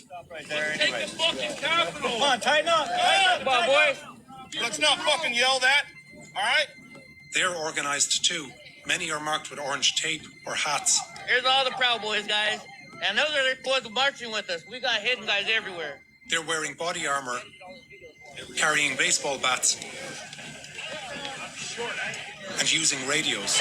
That's affirmative. Jesse, this is Tucker. Leading them is Ethan Nordine, who's been entrusted with so-called war powers. He's joined by other well-known Proud Boys, like Joe Biggs, an organizer from Florida, Dominic Pizzola, a former Marine, and Billy Crestman. They will be among the first riders inside the Capitol building. Proud Boys. As Trump is speaking, some of his other supporters also head to the Capitol. Who streets? Our streets! Who streets? Our streets! And the tone is becoming menacing. We're gonna storm the fucking Capitol. Fuck you, fuckers. USA! USA! Just ahead, officers guarding the building are understaffed and ill-equipped for what's coming their way. You gotta stop us! The building is more than 2 football fields in length, and barricades erected on the east side are defended by just a few dozen officers. The west side, facing Trump's rally, is even lighter. The fencing has been extended, and on the northwest approach, only 5 officers stand guard. Around 5 also defend the southwest approach, a few more dot the lawn, and about a dozen officers are behind them. Plans to storm the Capitol were made in plain sight, but the FBI and Department of Homeland Security did not deem those threats as credible. Okay, thank you, Snuffle. I don't want to spend 2 hours watching a documentary here. Okay, Mother of Dragons, go ahead. You can respond to that video. Oh, it's interesting. So this sort of just supports everything that I said. I was about to say that. Yeah, it does. It supports everything that I talked about, because I did talk about that I believe that there were agitators on both sides. Now, the question is who actually sent them there? And so the narrative is that Donald Trump, by his words, invoked that. But I would argue, given the fact that thank you for showing the video of Ray Epps. I didn't have to go and find it, because that's exactly what he was doing. It was you were just proving that there were agitators there, and people that were seeking to go inside of the Capitol. But what we did not prove, what you didn't actually Lots of prove, agitators, sorry. yeah, you didn't actually prove that Donald Trump was the one that sent them to do that, given the fact that by T-Mac, which actually proved also my point, by him saying that back in April of 2020, he claims that a poll, an actual poll, a Fox News poll, sparked the Trump to be like, oh my God, I'm going to lose. Let me start planning this. So if the Proud Boys were the ones that actually started planning it, then how is it that he agitated anyone to do anything that if it was planned? Doesn't actually make sense. It doesn't actually hold weight. it's interesting you brought up Dominic Pizzola and the other guys, because I actually have their cases in front of me, and maybe this will be supported by some of what T-Mac was saying, and hopefully when he brings up his Fox News poll, he can tell me a little bit more about that. But they were actually investigating the Proud Boys way back in 2020, and actually before then. They were on their radar. So if this was all information that the FBI already had, question being that even if Donald Trump was the one that planned all this and orchestrated it, and it wasn't actually him inciting people to do it on that day, that would go against the narrative he actually incited people because it was actually planned. But if that's the case, why wasn't this intelligence information shared with the FBI? And why, if he was trying to stage a coup d'etat, why didn't anyone step in and stop him before he did it? Yeah, copy on that. Hold on, Snuffle. Hold on, Snuffle. Yeah, MOD. Yeah. So as I said before, again, to me, that's not evidence that Trump caused what happened on January 6th, or nor that he was behind it. Snuffles, I'll come back to you because I did give you a lot of time to show the video. I just want to get everyone a chance to respond. Saf, go ahead, and then we'll go into Bill. Can I get Bill first? I'm still trying to bring up my source. Okay, no problem. Okay, Bill, go ahead.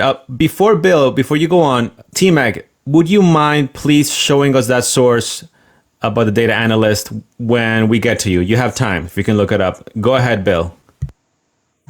The videos, recent videos that just come out from body cam from the police said that they were set up. That they were literally set up to fail, not to be able to control the crowd. Now, if we had all this information about what was going to happen, which has been proven, they had the information what was going to happen when the Proud Boys and the other group or whatever it was showed up. Doesn't that sound like it was like a big setup, like something like a big plotted out thing to happen? And it kind of played out that way. You got to look at it like the government is trying to, run a 9/11 scenario to where they have to be able to pull more rights from us. Just ask yourself that. Well, can I piggyback off of that for a moment? Okay, go ahead, MOD. So Stephen Sun also in his report, which is interesting, that he says that right around the same time that these agitators have started kind of acting up, they started staging some of their CDU in the area. So about 12:55, so 3 minutes after the initial breach, he gets a call saying that there was a bunch of people attacking a crowd that started attacking, fist flying, fighting officers. I mean, shit's going down, right? They said that there were uniformed bike officers that had gotten there in just in enough time. They said that had they not got there within time, thank God that they were there, because they believe that had those officers not been there, then they would have got to the Capitol much faster and much quicker, and possibly trapping members of Congress in their chambers.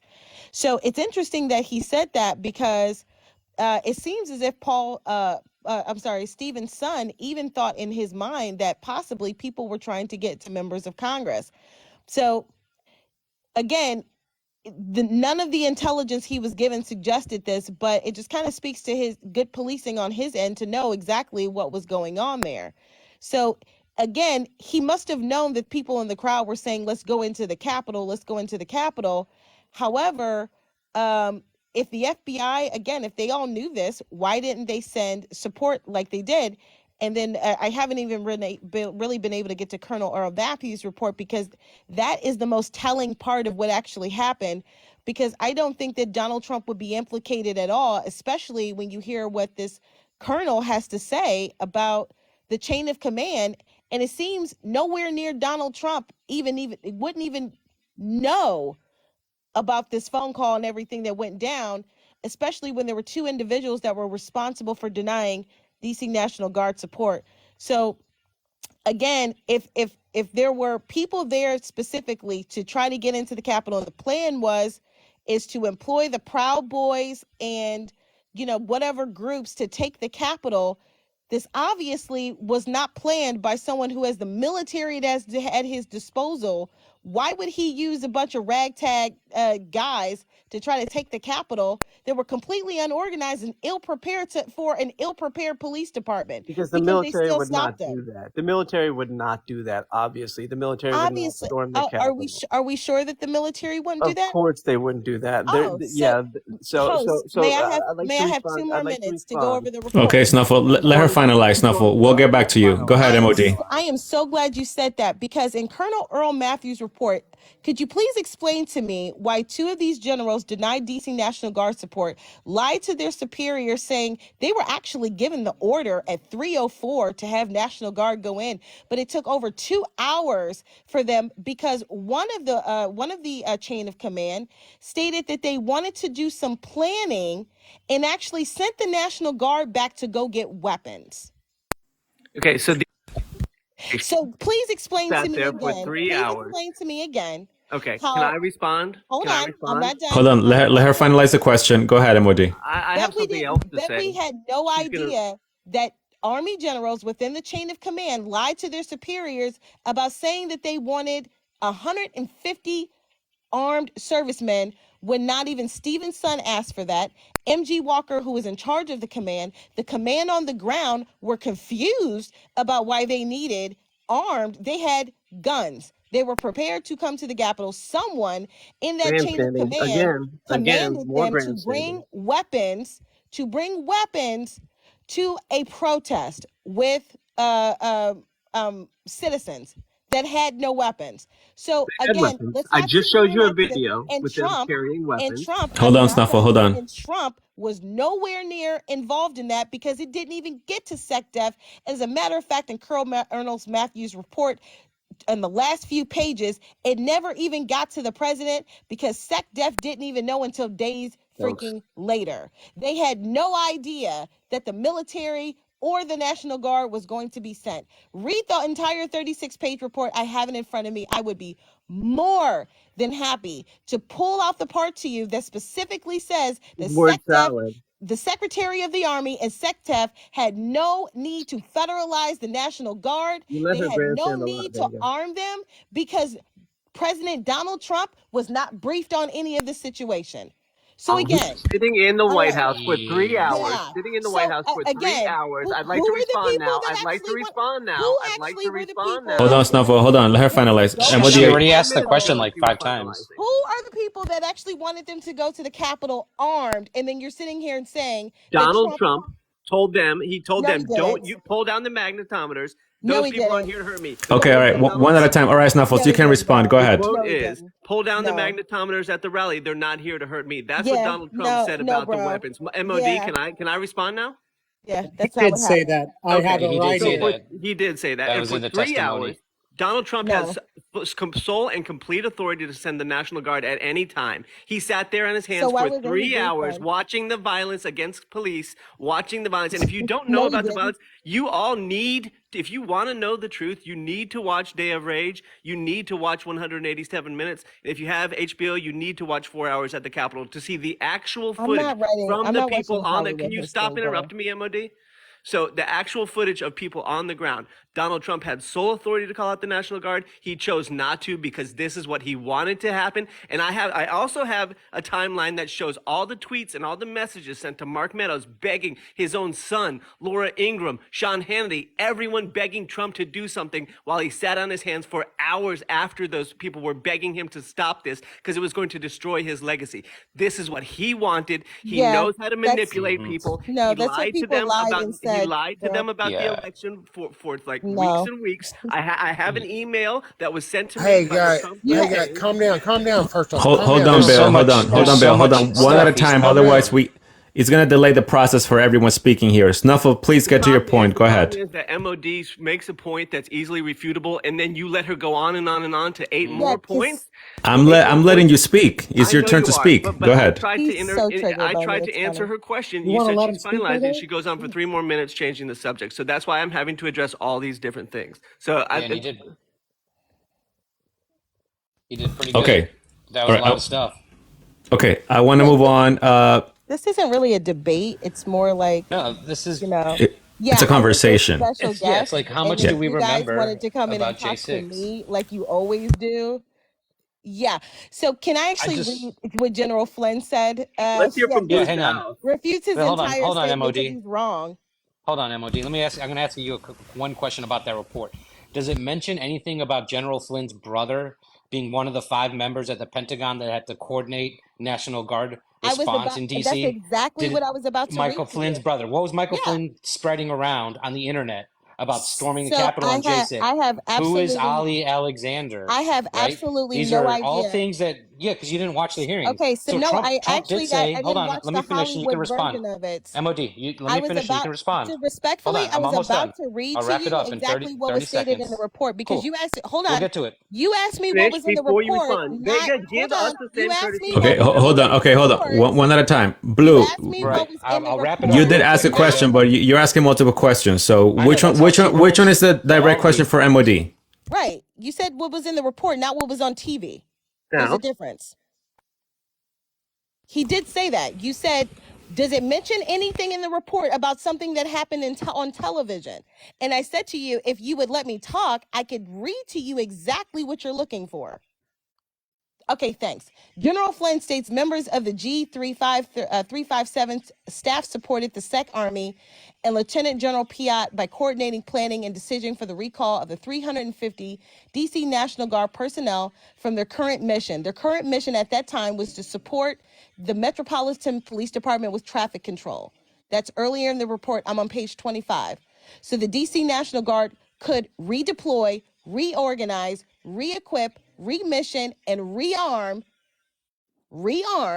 their force to be federalized and employed by the lead federal agency. Flynn's statement is willfully inaccurate and designed to mislead Congress and rewrite history.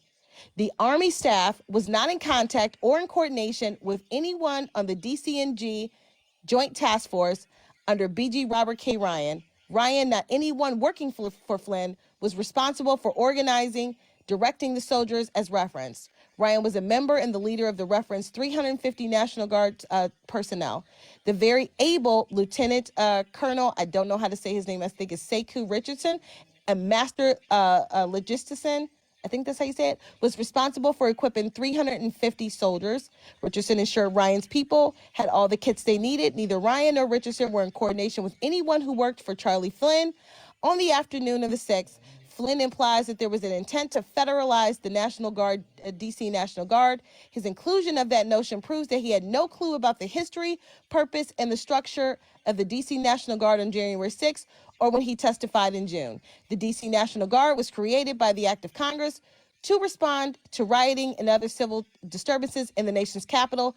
DCNG already worked for the president through SecDef, Sec Army, and SecDef. There was no need to federalize it. So that corroborates everything the that he president said had the in the authority. beginning. Hold on, Snuffle. Let her There was finalize. no Go ahead, plans MOD. to federalize it because if you read earlier in the report, the only plans were to have them there for riot control. It was not to federalize because in the report, they say that they had already been deployed. They were already there. They wanted them to re-equip, rearm, and go back in because they were planning to federalize. However, it was unnecessary for them to be federalized because the president did not need to federalize the National Guard. It was unnecessary. That was in their report. Okay, so So you MOD, can just explain to me. to summarize the main point, they were already deployed. You said correct? They were already deployed, but they were not to be Small, federalized. a They were very not to be small federalized. Okay, force, hold on, very Snuffles. small. We have other people waiting. Blue South, I'll let you respond to MOD in a little bit. I want to go back to TMAG because he brought up something about data analyst and how this possibly got started via the information he provided. TMAG, do you have the source now? Okay. For number one, I said the wrong year. It was not in 2020. It was in 2019. Trump's campaign manager, this was in 2019. Do you mind showing the source, TMAG? It's ABC News. There's an exclusive interview that Trump is doing with, hold on a second, with George Stephanopoulos. And it's talking about this internal polling. So that it was in 2019. I said 2020, and it was conducted in March of 2019, not in 2020. So Trump goes on and he has a June 12th of 19. He does an interview with George Stephanopoulos because ABC News got this internal polling data, and then Trump went into an interview with George Stephanopoulos specifically about it, and it only focused on the key battleground states. In fact, the ones his manager was named Brad Parscale, and they were seeing these huge swings in the president's favor across like 17 states, and it pretty much aligned with the election. Now, what I said about the January, I'm sorry, Yes. the January 6th committee, that guy, the guy that called Arizona was a Fox political editor named Chris Starwalt, and his testimony is he testified on June 12th, I think, 2022. Steyerwalt. His name is Steyerwalt. He was a political editor at Fox News. He's the guy that called the election in Arizona. So I was wrong about the years. The internal polling data was in 2019. Okay, can you get on with the point? Sorry. Yeah, go ahead. You guys, go ahead. I'm mute. Okay, just hold on real quick, guys. By the way, guys, if you get kicked out, it's because other people want to join the panel as well. You can re-request as I move along to get everyone or give everyone a chance to speak. Can I just say this though? I don't understand what getting on with the point is. I just said that I got the years mixed up. I referenced the June of 2019 interview that Trump did with George Stephanopoulos, and I addressed the Chris Steyerwalt, Fox News political news editor that was fired, that testified before the January 6th committee. All you got to do is a simple Google. Hold on. He asked you. I did not interrupt anybody, but I didn't interrupt anybody. No, I'm not trying to interrupt you. He asked you the question. You got off on some date about something. No, I didn't get on a date about anything. I said I made a mistake. We were trying to hear the topic that you were talking about. It was not 2020. It was not. Yeah, 2020. we got that part. But are you saying that based on polling data that Trump started this pursuit? No, what I said was that there was a contingency in place started in the event that he lost the election. Yeah, that's what I'm saying. To overturn. Yeah, the that's results. what I was saying. That's exactly what I was saying.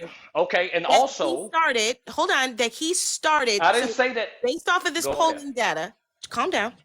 Based off of the polling data, Trump felt that he was going to lose the election, so therefore. No. I didn't say he felt anything. I said he knew that he was in trouble for re-election at that time. How do you? His campaign, so because his campaign. So he started. No. I'm talking about the no. He started on a path to start planning. MOD. Listen to what I'm saying. His campaign knew there was a real chance that he could lose the election in 2020 based on this polling data. Right. So he started on a path to stay in power by planning all of this out. I don't know what you mean by that. He started on a path. What was the point of bringing that up? Hold on. People in his orbit started a concerted effort to figure out a way to overturn the results. That's what I just said. In the event, and all you got to do is watch Steve Bannon's podcast. That's exactly what I just said. Okay, what was wrong with what I said? Steve Bannon's podcast, and he'll explain exactly what was happening behind the scenes. And Doctor alluded to this too. Why do we have to go and watch another video? You don't have to. Why don't you just tell us what he said? I'm just disputing. I'm just simply pointing out to you that January 6th was not like one isolated day where things got out of hand. It wasn't. It was a concerted effort to overturn those election results. It was a last-ditch effort, in fact. What I said was correct. That this was they started on their path working towards It wasn't keeping effort Trump to in power. overturn the election. But T-Mac, you did bring that up earlier. You said that that's how the process started for them because of the data. And I asked you specifically, you said yes. I said it's a I asked yeah, for it this was it. evidence from Yeah. him. Well, It's actually, yeah, I it's follow up the question. Hold on, T-Mac. Let's be fair. Mary did ask first. She asked you for the source. Mary's back. She's been waiting. Go ahead, Mary. I asked you for the source because you were the one that said, and correct me, you can backpedal. You're allowed to backpedal, mi amor. You're not the one that backpedaling. said that this mystery Fox News analyst was brought up in the January 6th committee, and he's the one that said that in 2019, all this was being plotted by Trump. No, Yes or you're no? conflating two things that I said. Okay, then clarify. This Chris Stirewalt was the Fox News editor, a political editor, that called Arizona on election night before any of the other networks. And one of the reasons why he did that is because he had access to this internal polling data from like a year ago, and it was consistent. That's all I'm saying. So when Trump goes in 19 and talks to George Stephanopoulos, he pretty much had a general idea that there was a chance he could lose the election. But that doesn't That equate to Trump now conspiring a plot. Trump's orbit that includes Steve Bannon, Carter Page. I can't remember the other actors. Flynn was in it too. Whereas in the event that he loses, here's what we can do to try to keep him in power. And one of the things Flynn said was declaring martial law. That is a fact. So Yeah, how? Ukraine tried to get It's him. a fact. So they did this on behalf of Trump or by Trump's orders? They did it. They were all in it together. In No, fact, Jack no. Smith. Where's the evidence for Hold on, that? hold on. Jack Smith is in possession of text messages and phone calls with all of these people, and Trump's in that train. He's in Okay, that so you're chain. saying that Trump was in, so Trump, including all of these people, planned to steal the election. They planned to Tried. to decertify What it they in the actually event did. that he lost. In the event that he lost. And Based so on where did, polling from 2019. Based on what we Oh, saw him do, based on the illegal exactly. You actions don't he even need took. to poll in. And look, he did 60 so why did you cases. bring up the poll? Okay, Because T-Mac, the but So then what I'm poll has saying something is to do he with it. knew ahead of time T-Mac, but there was a chance. the main question is, do you have a source where it shows that Trump was behind this 100%? Oh my God. I would love to see that because I don't like Trump. Of course, that's going to be in the Yeah, trial. that's You'll just find such a that stuff in the disingenuous trial. question. So now we Why have don't to we wait wait till the until So trial. a then Do why you do trial? you think it was believe it? trusted And why do you until believe it then? if you haven't even seen the evidence? Because I watched Because his of his behavior. I watched his actions. conduct, his actions. His actions on So you're January so 6th, for basically you're me, judging hold his on. actions Can I and answer making it? Can I answer a your question? conclusion MOD, based off of MOD, your let own me, analysis. let Okay, me, MOD, MOD, you're let next. me, All right, T-Mac, go ahead, and then MOD will respond. Go ahead, MOD, T-Mac. let me answer your question. The reason why I think that he knew about it and it was concerted and he was a part of it because of his actions on January 6th. Okay, because of his actions. Go ahead, MOD, you can respond. So what I'm gathering is that based on a Fox News poll, internal data that he was privy to that says that he was going to lose, he gathered all of his resources together and said, "Look, we're not gonna go quietly into the night. We're going to get the Proud Boys and stage this coup d'état to which we force them to stop the vote and stop them from certifying the election. So therefore, declare martial law, and I will be in power." Why did he send his people to the Capitol on that day at that hour? You tell Wait a me. minute. What did I'm Donald Trump familiar say with during what the he did. event? One at a During the time, one at a second time. event with Hold on. during the Snuffle second asked okay. MOD. Hold on. Go ahead, MOD. I don't see any evidence that he did, because based on what I know He did. He from, planned and the I'm rally, looking right and he in said, recent, we're going to the you asked Capitol. me a So question. why did Are he you plan going the to allow me rally to on answer? Or January you- 6th? Snuffle, let her answer. You did ask. You keep She asking said me there was no questions. Let her evidence. answer the question. Go ahead, MOD. She was Yeah. making So a misstatement. He sent out emails. He sent people to he called them to the Capitol on that day and sent them to march to the Capitol at that hour. Why?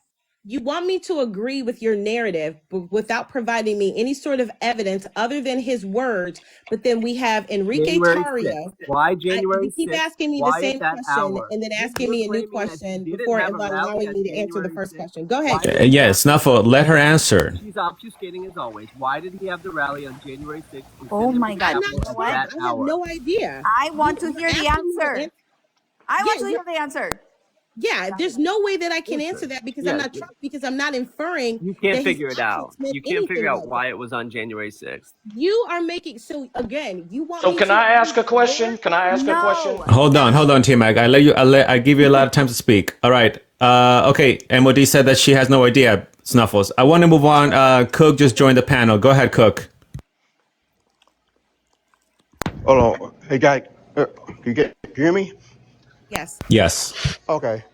Now, you got talking about Flynn. Okay, Flynn suggested that, but Trump said no, because he didn't want to. So I don't know how he came up with this idea that Flynn said, yeah, we're going to create martial law, and like that. He did say that is accurate, but he turned it down because Flint was talking about send the National Guards to all the states and get the ballots and bring into some military place and let them count it. That was one of the plans, but he turned it down.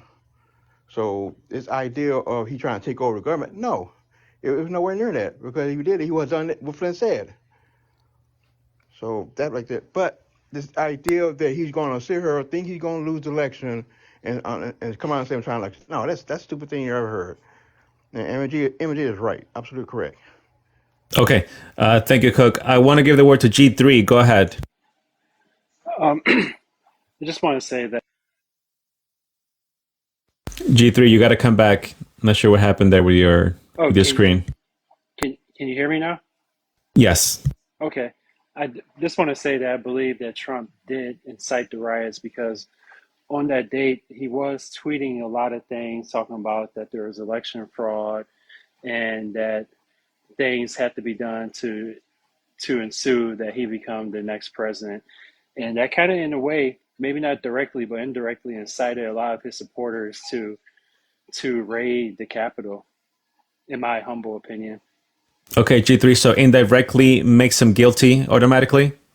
That's one of the things that's hard when you look at like the court of law, because in the court of laws you have to have like a burden of proof. So then that would make him guilty or innocent per your statement?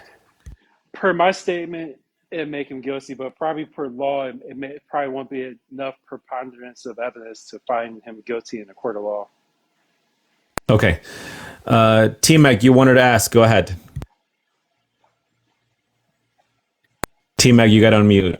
Yeah, in the second presidential debate, or maybe the first one, why did Trump ask the Proud Boys to stand down and stand by? I'll wait. Yeah, clearly that at some point went into action, and it was on January 5th. It was specifically chosen for that specific day because that's when the election was being decided in Congress. And of course, G3, please mute. That's why he sent them to the Capitol, because it was the very moment of certification. It was his last-ditch effort. And as I've stated, and I've quoted Mike Pence and I've quoted his people, Pence knew it was illegal. Trump tried to get him to do illegal actions over and over and over again, and Pence refused to do it. So that is illegal. That is part of his process to try to maintain the office of president after losing. There are countless actions that he took to do that, like the phone call in Georgia, like the state legislatures. January 6th was another component of that, and if Mike Pence had broken the law like Trump tried to get him to do, that's why this is a conspiracy here. That's why it's a big, broad thing that he did to try to do everything possible to steal the office of president. There are legal actions you can take. You can object in Congress, and Congress votes on those objections. That's perfectly legal. Nobody has any problem with that. You can object in the states. You can take it to court. All those legal actions, no one has a problem with. It's the illegal actions that he took after certification with his fake electors.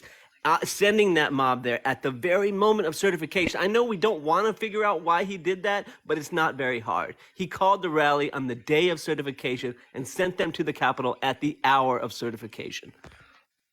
Okay. MOD, per T-Mac, his question, why did he say stand by?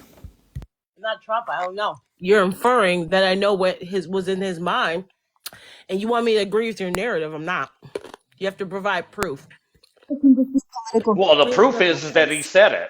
Hold on, T Mac. Hold on. Mary wanted to respond. Go ahead, I Mary. just think maybe it's no to Snuffles. It's just political theater. This is what politicians do. They create rallies at the moment where the certification. I don't think there's a big conspiracy Wrong. in that. They do not. No one ever does this. He did it for a reason. He wanted them to storm the Capitol, and he tried to get Mike Pence to illegally. He did it for a reason, to have a protest more bigger outside that shows more support for Trump than it does for the Congress.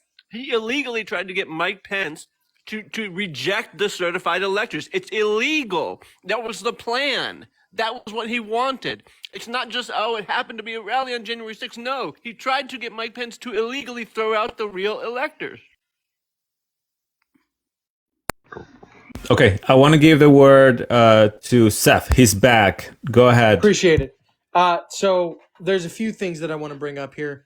And all of my information you can actually just look up yourself in the January 6th committee. I know a lot of people think, oh my goodness, it's whatever, corrupt. I don't really care what you think it is, but until you prove that, I don't think it's any of my concern. So I heard a few minutes ago someone bring up the text messages between Lauren Ingram, Representative Barry Loudermilk, Representative Marjorie Taylor Greene. During January 6th, there was several text messages sent to Mark Meadows during January 6th, trying to tell Trump to do something more than just sit on a chair and watch January 6th from happening. Here's one of the texts. Representative Marjorie Taylor Greene texted, Mark, I was just told there was an active shooter on the first floor of the Capitol. Please tell the president to calm people. This isn't the way to solve anything. Laura Ingram texted, hey, Mark, the president needs to tell people in the Capitol to go home. This is hurting all of us. He is destroying his legacy and playing into every stereotype. We're losing all of the credibility against quote-unquote BLM and the Antifa crowd if things go south. This was before they decided to accuse of Antifa and BLM for quote-unquote storming the Capitol. So that's just one thing I would like to bring up. There's one.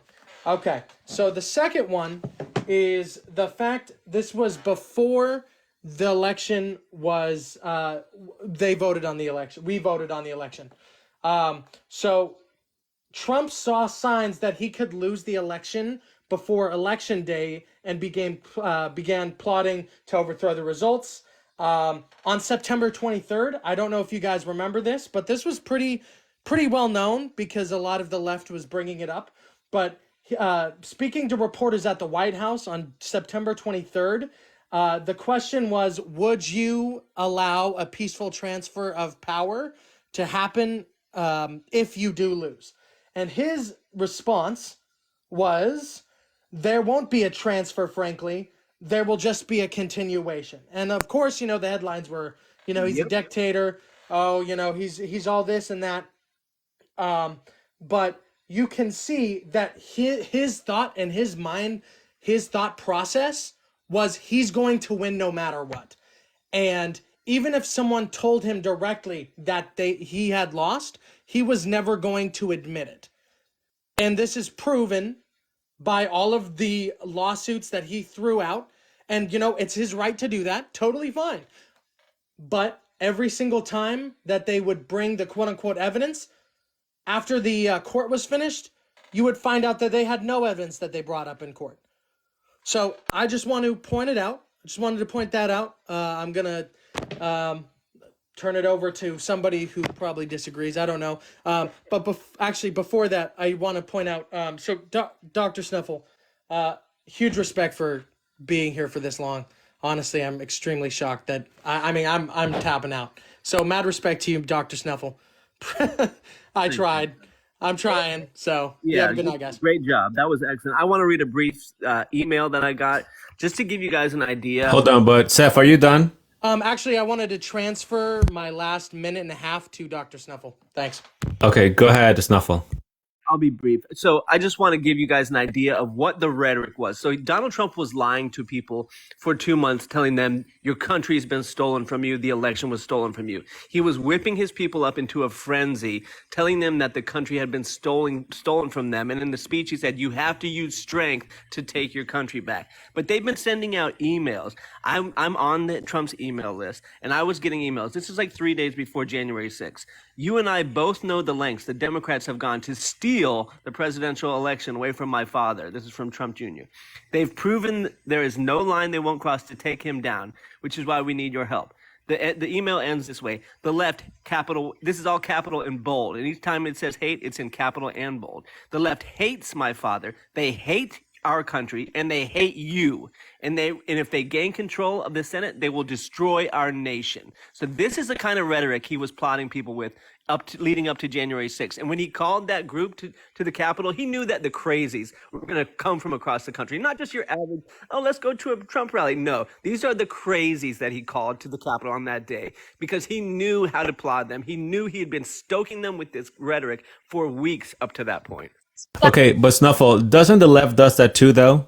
Calling the Republicans racist, part of the Triple K movement. You know, they want to deport all of the brown people. Doesn't the left do that too? And then when there's a certain, you know, didn't you get, was it Maxine Waters? She was calling for physical attacks. I get that you're talking about the Capitol, I get that, but doesn't the left send those messages too? No, they do not send messages that say the left They don't? hates my father. They hate our country. They hate you, and they will destroy our nation. That is Wrong. under free speech. Yes, it is free speech, but it is the type of rhetoric that gets these crazies to Right? do But the crap Snuffle, that they did. weren't you in here last night talking about free speech with Hillary Clinton? Apply it to Trump. Didn't say it was illegal. Yeah. I said it's the rhetoric that gets people to act the way they Yes. did on January Not 6th. illegal. That Okay, rhetoric is Snuffle, not I gave you illegal. time to speak. Go ahead, MOD. Yeah, that would be the same as Hillary Clinton's rhetoric influencing members of the government to believe that they could stage a coup d'etat against a sitting president and then turn around and make it seem as if he was trying to insurrect his own office. So I'm also going to, hey, we let you talk, bro. We let you talk, bro. Yeah, Snuffle, hold on. Take a break for a little bit. Go ahead, MOD. I didn't say a word between the three of you talking. Please be an adult.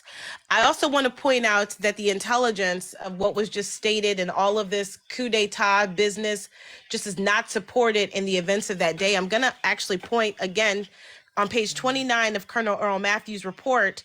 Chairwoman Carolyn B. Maloney, this would have been in front of Congress, Lieutenant General Piat, who was not in the chain of command, the two people making the decision not to send National Guard support because of the optics was of their own volition, and then attempted to cover up their own statements by saying that they were on the phone with their superior, who actually was the one that delayed the order to send National Guard service member over 2.5 hours afterwards. Now, finally, I'll say this is that this is clear and evident that the order to delay was by two people that had absolutely nothing to do with the chain of command. It says here, when she asked on record, when did they become aware of Acting Secretary Miller's determination, because he's in the chain of command, that all available forces of the DC National Guard were required to report to the Metropolitan Police and the U.S. Capitol Police? I learned that the Acting Secretary of Defense's approval of the full mobilization of the DC National Guard at the time of 3:04 p.m. To the best of my recollection, I learned of the approval during the Army planning meeting on a secure teleconference that began before 3 p.m. Now, this would have been prior to anything that happened as soon as the moment that all hell had broken loose. They had breached the Capitol and things 2 like hours that. later. The count. Let me finish. The count at that time, they actually stopped the count shortly after this. So if Donald Trump was trying to stop the count with protesters, why would the acting Secretary of Defense deploy National Guard before that happened at 3:04 p.m.? Because why would he do that? Because he was not attempting to stop anything. He was attempting to stop the rioters from going in, because guess who the acting Secretary of Defense reports to? And it says right here, yeah, I'm sorry, I'm still speaking. I let you talk. You're going to let me finish. Who does the acting defense secretary report to, or who was secretary of defense? It says under the president, who is the commander in chief, the secretary of defense exercises authority, discretion, and control over the department, which includes separately organized military departments of Army, Navy, Air Force, the Joint Chiefs of Staff, providing military assistance, combat commands, etc. So he would have reporting directly to Donald Trump, and according to Kash Patel and other people, Donald Trump approved the National Guard at 3:04 p.m. So why, in fact, why True. would he That is deploy not that? Yes, true. that is absolutely true. Why would Donald Trump deploy the National Guard at 3:04 p.m. prior to the count being stopped, prior to that, if he was trying to breach the Capitol? That is Okay, I want to hold on, Snuffle. I got to move on. I'll come back to you. Hold on. I want to give the word to Cook. Go ahead. Well, I was going to say, this lady right here that said Dinesh D'Souza was testified, and they will not testify. She's absolutely correct, because Dinesh D'Souza showed the video on my avatar, and they will not allow him to show the video of this video, a certain video that nobody wasn't talking about. But that also is a kind of coincidence. But if you don't have any fear about election with this, why don't play this video in? I've been trying to get people explain to me. I talked to Republicans, explain to me why this certain video right here is so afraid to be aired. I've been blocked several times. What's in that video, Cook? Right here, Biden talking about voter fraud, and he said, "No, I don't want to say anything because I want you to get hit because I got hit." But he did say something about that, and so far, no one wants to talk about that. I can show you on my thing, but he did say that him and Obama create an organization, voter blank blank blank, and so far, no one wants to talk about it. And the Soto almost got arrested for that, and a lot of people did get arrested for showing a certain video. So. Everyone, please mute so we can hear Cook. Thanks. Sorry. So it is kind of weird that people keep saying it's not fraud. Then you're not fraud, you have no problem showing it. Fox played it one time and got hit. Judge Judy, I think what's her name? I can't remember. Judge on Fox, she almost got fired. Marsha Green tried to played it and during the Senate, she almost got hit. A lot of people is afraid to show this video, and that is serious. So this idea that he planned all this to throw the government, if I'm so scared, and you wouldn't have no problem showing this video. It is a long video. You can watch, you can find on YouTube or whatever website you can find on. But he did say something about voter fraud. But okay, thank you. But I'm just saying, some damn reason everybody's scared, so play it. Thank you, Cook. Go ahead, Scott. Welcome to the panel. Hey, how you doing, my man? So I think you're talking about the 2,000 Mules. It actually has the clip of him saying that. So if you watch 2,000 Mules, you'll actually see that. Second of all, I like to know Nancy Pelosi's daughter, right? She was at the Capitol, right, filming it. If they were in such a threat, why was she there filming it and then came out with a documentary afterwards? Or when Mike Johnson released the tapes and seeing people getting let out of handcuffs and out through the back door. I would like to know somebody's explanation of that, because the tapes already started. I'm thinking more tapes are going to come out getting close into the election of what really happened on January 6th. And I believe it was staged by the Democrats. And it's all going to come out by the time the election comes out. But before the election. Okay, hold on, Snuffles. I'll come back to you because I want to give everyone a chance to speak. Go ahead, Tony. Tony, welcome to the panel. You got to unmute. Okay, I move on. Tony, okay, go ahead, Tony. I just didn't unmute myself. I'm sorry. This is my first time in the live. Host, I thank you for allowing me up.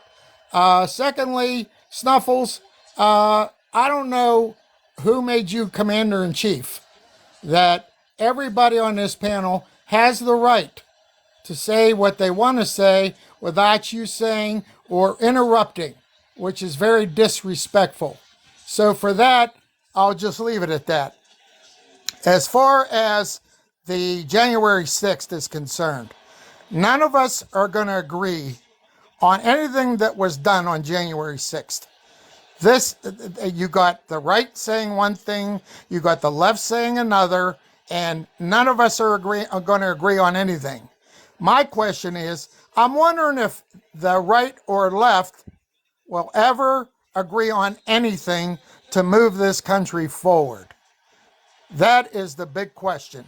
We can all sit down here and tear each other apart and call each other names and disagree and make fictitious stuff up to make us look better than the next person. I sure hope down the line, I'm a 73-year-old man, I'm long in the tooth, I've been in this world probably more than half a inch. So it's a shame that it's actually come down to this and all this back and forth. I just hope, I probably won't be here, and that's all right. But I hope that the next generations that go before, after me, will actually straighten this country out. Thank you. Thank you. I appreciate that. And thanks for sharing that. Can I correct something really, really quick? Go ahead, MOD. I was actually incorrect. The DC National Guard was actually deployed 15 minutes after Congress had recessed because there was a breach in the Capitol. They had already whisked Mike Pence off. So if the deal was to do that, why would he deploy the National Guard to stop the process? Why would he do that? So it was actually earlier than what you suggested. Yeah, it was earlier that I just looked at the timeline, and at 3:04 p.m. is when SecDef authorized National Guard. However, it took 2 hours because of some miscommunications and some other people saying that they that weren't in the chain of command that actually told Muriel Bowser that they had denied it.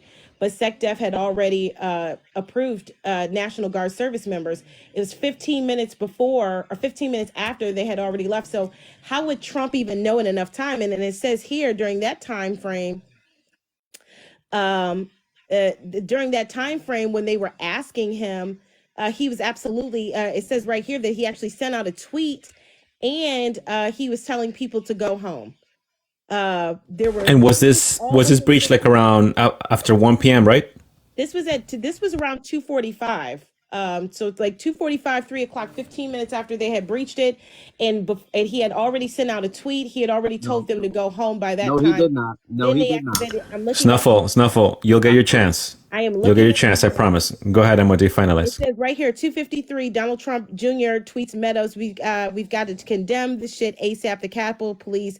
The tweet is not enough. The tweet actually comes out prior to that, right around between 2:40 and that time period. I'm looking at the timeline.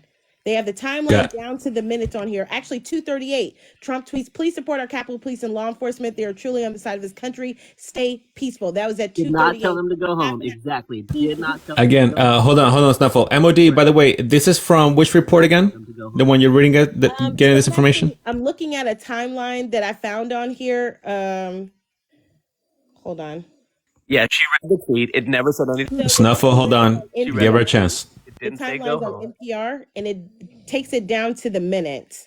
NPR, yeah, that's the one that I was reading yesterday. Yeah, so they have, and you see all the times broken down. I'm just correlating even by minutes, right? What he was saying, even down to the minutes. Yes.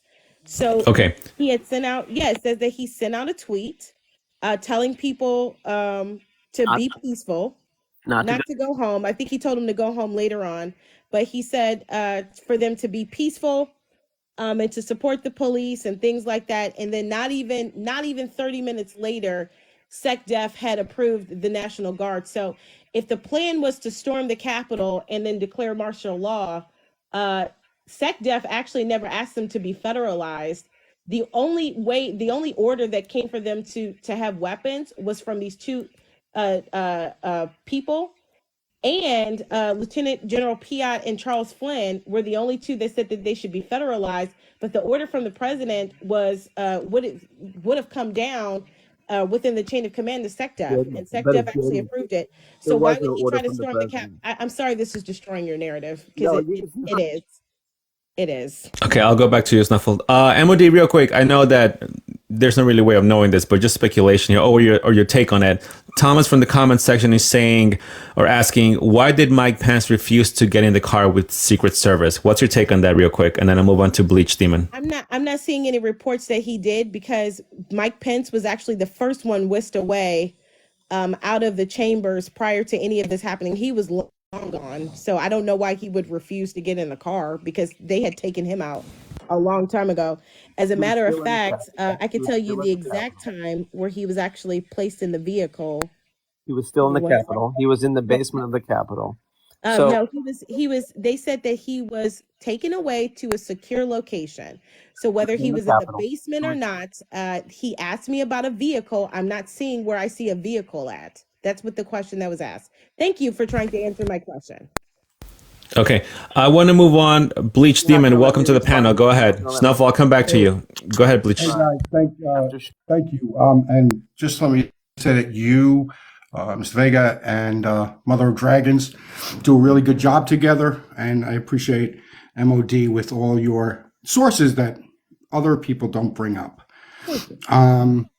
Yeah, this was all about, if you asked my opinion, this was really all about election interference, which had started way back with the Democrats and censoring and social media and stuff like that.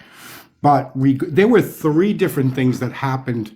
There was the Summer of Love and those riots, right, which were obviously all peaceful. There was May 29th that seems that the liberals don't like to speak about much. And then we had January 6th, right? All three of these events were basically riots that went bad, and there were some bad actors. And that's exactly what happened. This was not planned for months. And, you know, first of all, if you're going to say this was planned and they planned to take over the whole place, did they forget an insurrection where you forget your weapons? And if you're going to say a stick or a baseball bat's a weapon to take on Capitol Police and or the National Guards, you're insane. So that's my theory on that. Okay, thank you, Bleach Demon. Go ahead, Snuffle, you can respond. Yoda, please mute so we can hear Snuffle respond. Thank you. Yeah, the fact of the matter is that Donald Trump tried to get Mike Pence to throw out the legal electors. Mike Pence did not go along with his illegal scheme to do that. You can obfuscate all you want and pretend like it wasn't the Trumpers that caused this violence, that started the violence, that wanted to storm the Capitol on Trump's behalf to stop the certification of the vote. I didn't say that Donald Trump's plan was to declare martial law. So once again, MOD's arguing against her straw man. I said that Donald Trump planned this. He wanted to throw. He wanted. Wow, am I being interrupted? Because I didn't think we did that here. I'm sorry, but I was not talking to you. Right. Snuffle, when I said Vega, that. you should enforce. If you want to enforce your. Hold on. Okay. I responded. That was to T-Mac. That wasn't even to you. Right. One at a time. Okay, go ahead, Snuffle. Finalize, please. Mentioned that, so I wasn't talking. Donald Trump illegally tried to steal the office of the president, and he tried to convince Mike Pence to throw out the legal electors on that day. Mike Pence refused to do it. Mike Pence stood strong, and then Trump sent out a tweet saying that Mike Pence failed, and then his mob targeted Mike Pence because they know what he wants and they do what he wants. They started screaming, "Hang Mike Pence!" the minute he sent out that tweet. Trump doesn't have to be explicit with these people. He's like a mob boss. He tells them, just like I read to you in the emails, he whips them up into a frenzy, and then he directs them in the general direction of what he wants them to do. But what he did illegally do was try to get Mike Pence to throw out the legal electors, and Mike Pence wouldn't go along with it. Trump, that was one of his illegal actions on January 6th, and that is the conspiracy that he tried to orchestrate to stay in power after losing. And like I've said before, if you care about this country, if you care about the peaceful transfer of power, if you care about the republic, then you should be appalled at this. You guys cannot seem to put yourself in a position where there's a Democrat in the White House and he tried to do any of these things, calling a Democratic state secretary of state and asking for extra votes, putting in fake electors, trying to get his vice president to throw out the legally certified electors. For you guys to justify this behavior, that is Trump derangement syndrome. You're completely deranged with Donald Trump, so you will apologize for anything and everything he does you will all MOD is read stuff for 10 minutes that obfuscates the points and tries to cloud everything up, but the facts are clear. And Mike Pence stated it. Donald Trump had no authority to do what Donald Trump was trying to get him to do, and over and over and over again, Trump illegally pressured him to throw out the legitimate slates of electors. This was an attempt to steal the very core, the foundation of our country. And for you guys to go and apologize to him, just imagine if a Democrat did any of this stuff, because you cannot seem to fathom what it would be like if you were in the opposite. Yeah, Snuffle, but okay, we get your point, Snuffle, but you're sort of going in a loop now. Snuffle, real quick. So, per your statement, you believe that Trump is guilty because he's like a mob boss. He doesn't have to be explicit with his followers, correct? So he's guilty per your statement. Well, there's a lot of text messages. Hold on. Snuffle, can you respond? There's a lot of emails and text messages, and this stuff will come out in the trial. But you said yourself he doesn't need to be explicit, We're right? gonna have to wait for the trial to see the explicit stuff.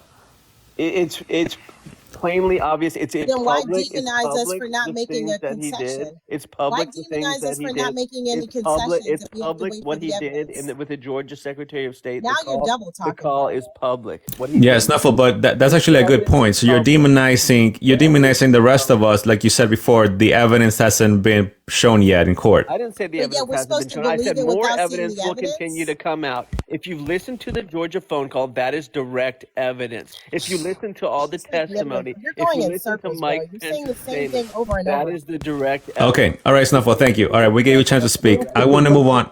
Hold on, I want to move on. May I have Uh, a big box for just a moment? Okay, let me give the word to MOD, and then I'll move up to T-Mac and then Ginger after that. Go ahead, MOD.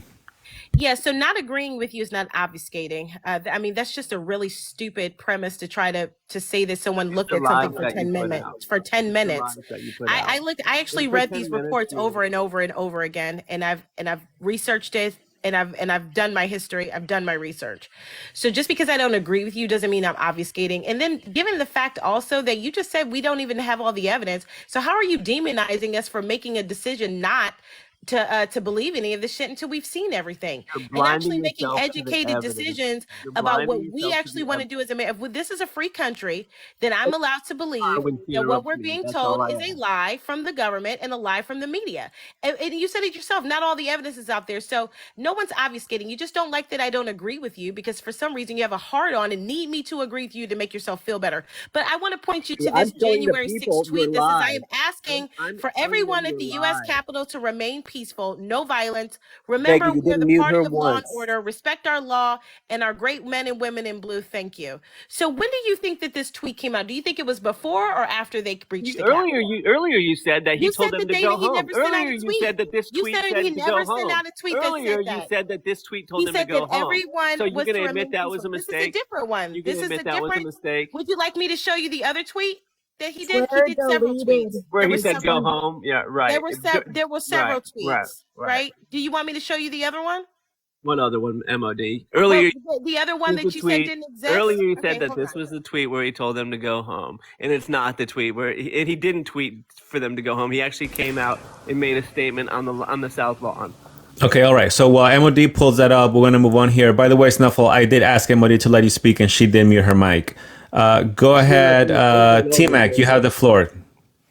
Yeah, it's a couple of things. The number one, thanks for letting me stay on the live. I got kicked off earlier, and you guys brought me back. I really appreciate that. It's a learning experience for me. But the older gentleman that spoke about us yelling back and forth, the left and the right, is anything we can agree on. That was really good.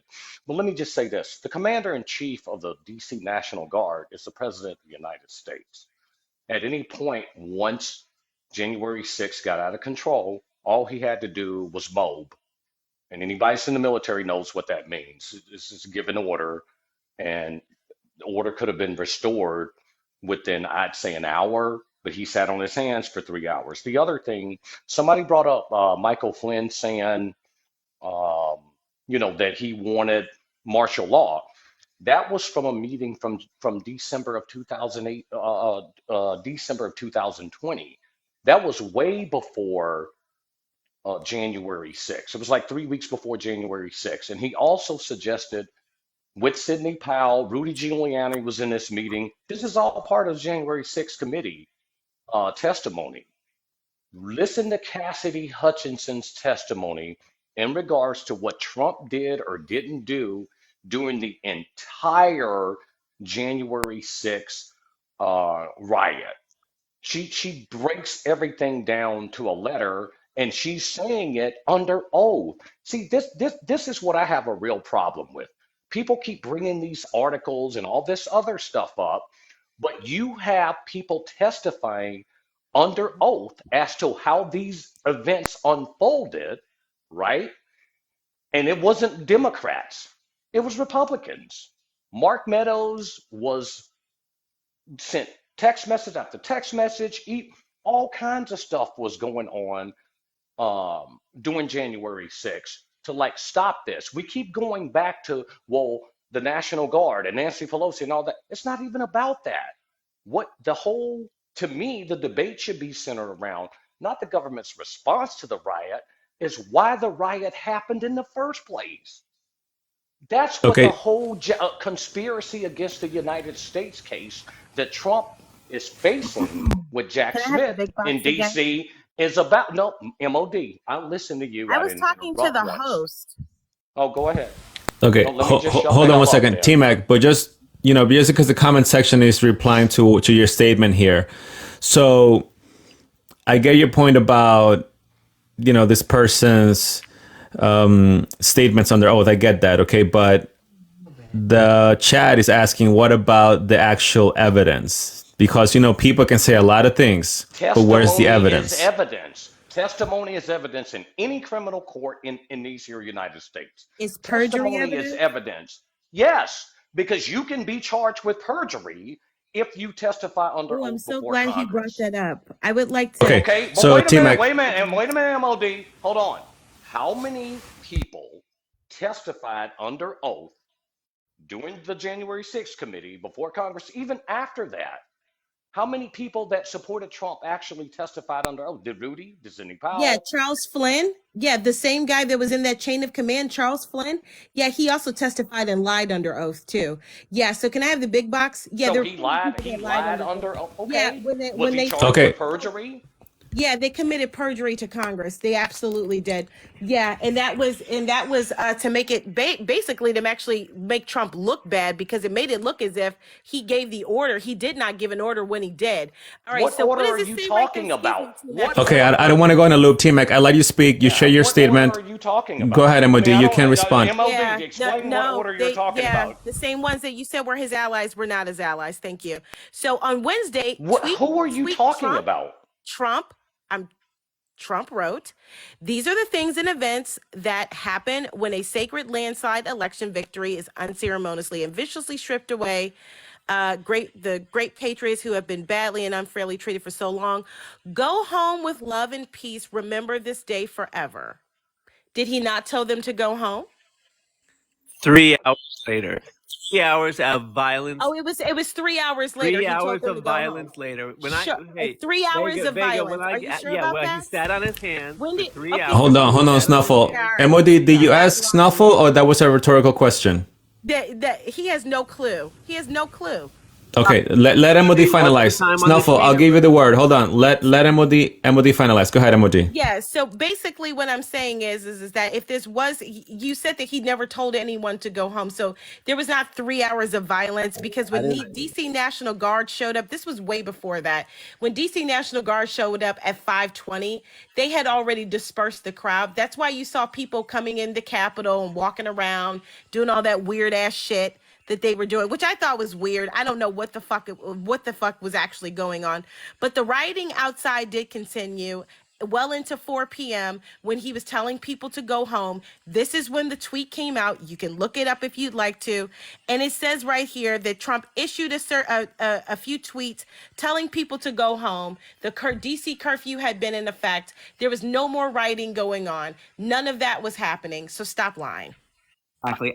Everything is And then 3 hours later, he Okay, hold on, Snuffle. Not your turn yet. Hold on. It took 3 hours because of it, because took he 3 sat on hours his hands to- because he and liked that's it. 'cause exactly he what was I'm saying. enjoying 3 hours after the events had started, because everyone wants to know what was happening for those 3 Everyone hours. knew 2 hours before. Hold Everyone on, was begging Vega, him didn't to I do tell you that. I was They going to were give you the begging him to timeline? do it. Yeah, hold on, Snuffle. Hold on, Snuffle. She's not done yet. Let her present. When you presented your video, I gave you plenty of time. Go ahead, MOD. Yeah.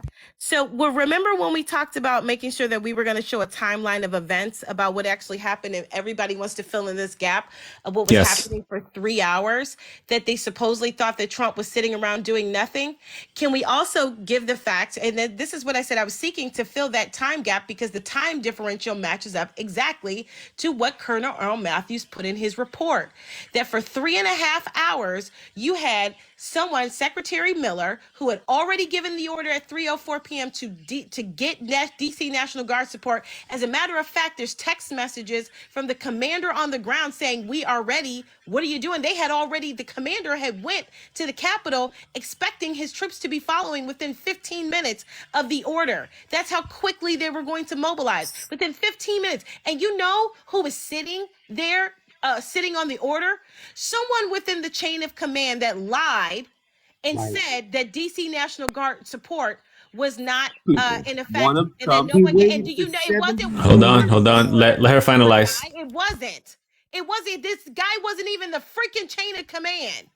Right. They waited for 70. Sonnen waited for. Okay, go ahead, Bleach. You have the floor. Secretary McCarthy was the one who screwed it up. Secretary McCarthy, sorry, Bleach Demon, I got you. No, it's okay. Secretary McCarthy was the one who reneged on the order and had to redeploy the troops and give the order to the people lower in the chain of command, directly to Stephen Son. You know why? Because he was trying to figure out a plan. He was stalling.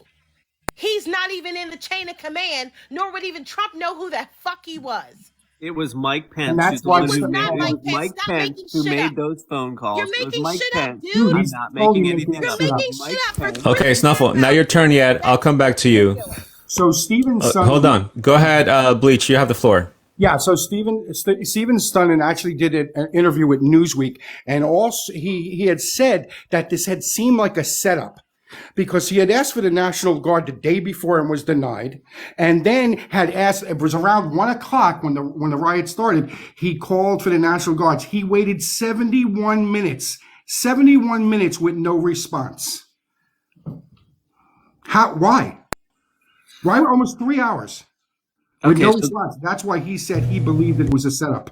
So the testimony is that there were 2 or 3 calls with Vice President Pence. He was very animated, and he issued very explicit, very direct, unambiguous orders. There was no question about that.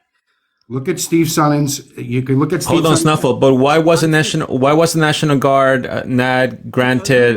Who knows? There's a lot of conflict there. Who knows? So your answer is who knows? Happened there. Right. But the So fact they- of the matter right. is- Hold on, Snuffles. So your answer is who knows? Trump had full authority. MOD knows Trump had because I full have the authority to report. send the National Guard. There are conflicting statements on There are this. no There are conflicting Absolutely statements on nothing's this. conflicting. 100% there are. Okay, so one at a time. Hold on, one at a time. I want to give. Can I show my video for a couple? Hold on, Snuffle. I'll come back to you because I want to give a chance to others to speak. Scott, do you want to share something? You haven't. It's your turn. Go ahead. I like to know, right? So they want to talk about January 6th and everybody that testified on January 6th, right? Why was Jim Jordan and Matt Gaetz kicked off the January 6th committee when they wanted to actually ask Nancy Pelosi a couple things? She was running January 6th committee and she immediately kicked them off the committee. So that committee was a sham. They actually put who they wanted to go in there that were Trump haters on that committee because they kicked off the 2 guys that would have been asking those hard questions and they were kicked off the committee. Yeah, that's and quite that's obvious. a fact. You know, so when these Democrats want to talk about how, you know, with the election and it was a fair election, you know what? There was doubts in that election. When you don't allow people to go into and have opposites when they're doing the ballots, like in Pennsylvania, and they had to get a court order because they weren't letting anybody else in there to verify those votes. They had doubts in that election. When you stop an election in the middle of the night and saying it was a toilet that, it was actually a water leak and it was actually a toilet, right? Sent people home and and counts were still coming in the middle of the night. If everybody remembers that, when it was only the Democrats that were counting these votes, yes, we did have doubts. So that's a bunch of BS. Okay, thank you, Scott. Hold on. Ginger, you have the floor. Go ahead. Hello. So, a couple days before January 6th, there was an interview Kash Patel did, and he said Trump requested the National Guard, and Pelosi is the one who turned it down. That has been debunked multiple He also didn't show his What? testimony on times. January Patel 6th. is a known liar. Hold on. Ginger has the floor. Kash Ginger, go ahead. Patel Finalize. is not lying, and he even requested to speak for the January 6th hearing, and he wasn't there. They didn't ask him to be there. Why? Because he would prove that Trump requested the National Guard and Pelosi turned it down. So his testimony didn't make it? Right. That's a lie. His testimony. Even MOD has debunked that. That is a lie. No, I haven't. Yes, you have. Okay, hold on. To be fair, hold on. Ginger, are you finished? Well, I was also going to say that I watched the Georgia election hearings last week. It was live for 2 days, and they said that Raffensperger lied about the Georgia audit ever being completed, and there was about 20,000 plus fraudulent votes, and Biden only won by 11,000 votes for Georgia. And this is still ongoing. The Georgia 2020 election, Michigan, they're still ongoing in the courts. Everything hasn't came out yet, but to me, from watching that, Trump absolutely won 2020, and he had every right to question that election. And Pence should have stopped it to let them count everything and do the audits before they announced that Biden won. Because honestly, he didn't win. It's only Okay, thank you, Ginger. Okay, I know Snuffle requested first for the box, and then I'll go and let MOD on the box. Go ahead, Snuffle. So yeah, Everyone, please mute so we can hear the video clearly. Thank you. it's illegal to do that. And the response when Pence repeatedly called for them to send in reinforcements, the response from Meadows was, "We have to kill the narrative that the vice president is making all the decisions. We need to establish the narrative that that the president is still in charge and that things are steady or stable." That was what Trump's Meadows, his chief of staff, said in response, because Mike Pence was the one calling for the National Guard. So there's been a question about who instigated the violence and when the violence started in relation to the tear gas. We have direct video evidence. I'd like to show that. Okay, just make sure that it's not too long. We don't want to watch a whole documentary here, okay? So make sure that it's to the point, please. Thank you. It's 12:50 p.m. and a large group of Proud Boys is with other protesters right by the Capitol Police line. I got a feeling they believe those 5 officers are going to stop some shit. Joe Biggs is rallying them when he's approached by Ryan Sampson, a Trump supporter from Pennsylvania.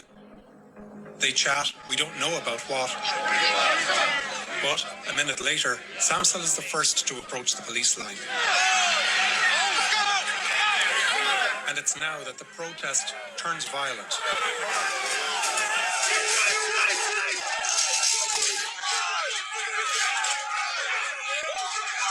Without hesitation, the crowd overpowers the police.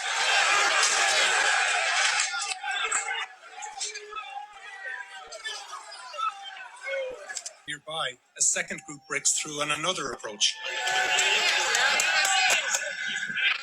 Others jump fences. And now hundreds of rioters rush forward on several fronts. DC is a motherfucking war zone! Police retreat to the Capitol building, where it's becoming more threatening.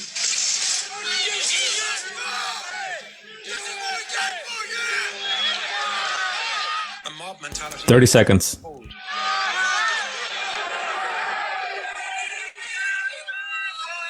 police are so outnumbered, they're forced to retreat again to more tightly defend access points to the Capitol. 10 seconds. It's now 5 minutes into the siege that the Capitol Police Chief calls for backup from local law enforcement, known as the Metropolitan Police. Okay, thank you, Snuffle. We got the point. Shortly thereafter, they start with my pepper point. spray back and forth, and then tear It's like gas a riot after to me. that. We haven't even seen that. Why didn't you I just show the understand you part don't where want me to show that, but we shortly I thereafter, already. shortly after they attacked the police,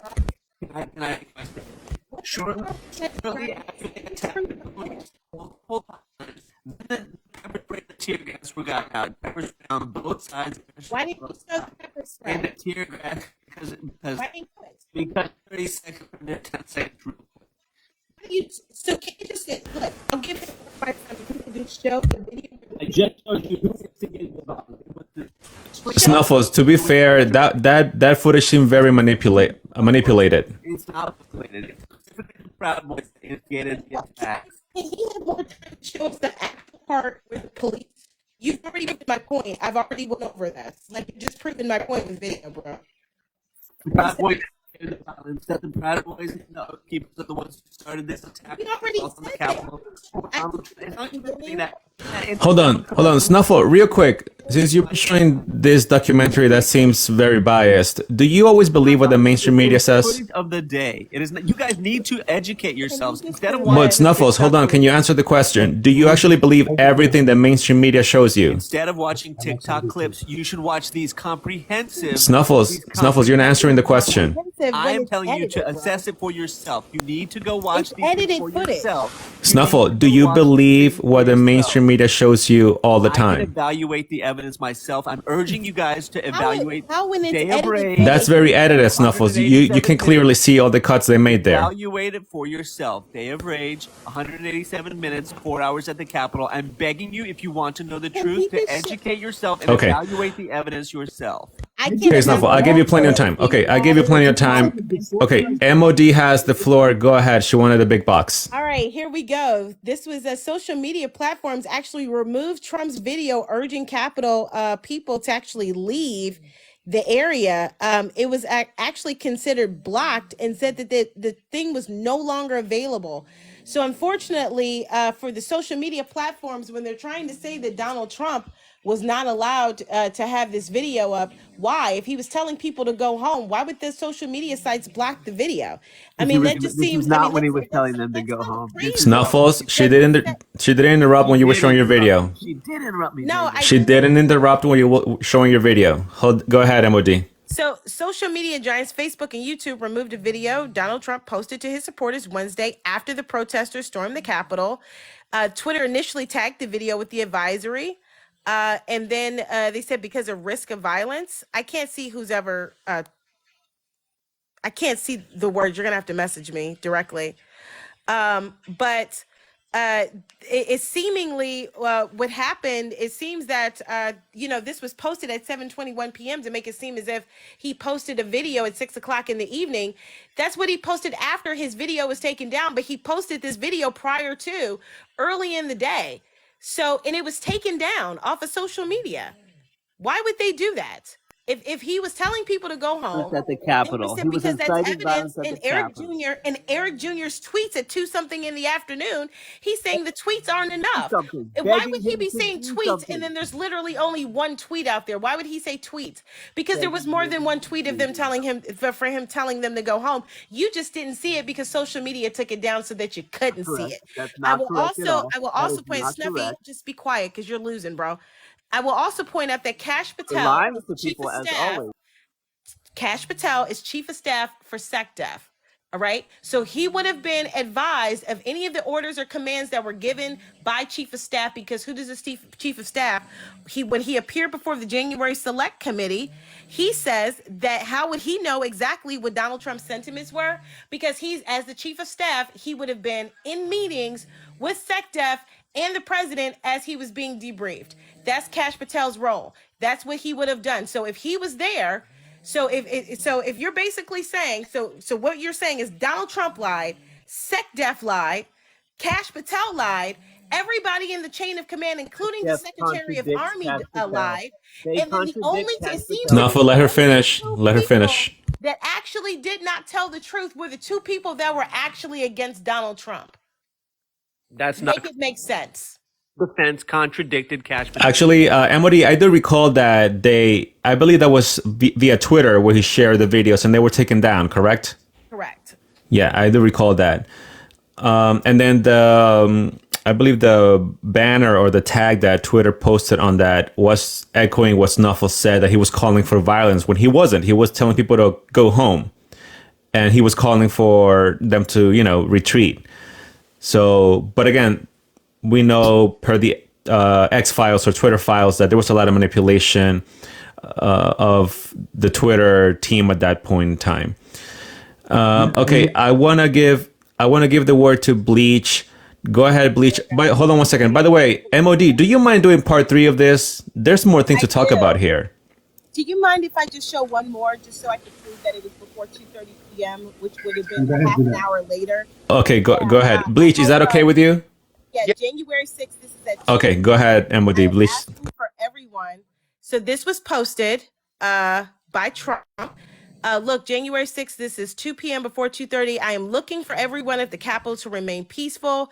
This is right after as it is happening. But what happened? They took it down. I don't know why. I think they took it down because it was so good. They didn't like it. Trump, I'm asking this. We don't know until I get back. That now we have 90 million people waiting to go back something or other. I can't really read the rest because the stuff is in the way, but this was at 2:30 p.m. very early on before DC National Guard was deployed. So in other words, there's no way in the world that he wanted to stop a count, because you're talking about 2:14 p.m. when Mike Pence was whisked away, when they breached the Capitol, right? 15 minutes later, he tweets for everybody to go home. And not even 30 minutes later, SecDef gives the order for the National Guard to that doesn't sound like somebody who wants to commit an insurrection. That looks like someone who wants to stop one. Tell you what, Elon Musk is. Okay, let's give the word to Bleach. Go ahead, Bleach. Thank you, Mother of Dragons. This is all of this, and I don't care if there was not one single ballot change, not one. The collusion with social media was enough. Listen, the people here, we care about this stuff. Everybody on this panel, we all care. Whether you believe one thing, you believe the other.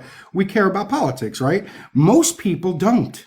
Most people don't, and they're very easily swayed by, let's say, hearing that your president is colluding with the Russians for 5 years. So you're going to tell me that doesn't change people's mind on who to vote for? Of course it does. And then they constantly censored conservatives on Twitter, Facebook, and everything else. There is one side that is into censorship, and that's the left. And that is a huge form of fascism. And that's what they are. Thank you, Bleach. I appreciate that. Go ahead, T-Mac. I'll give you the floor. agree.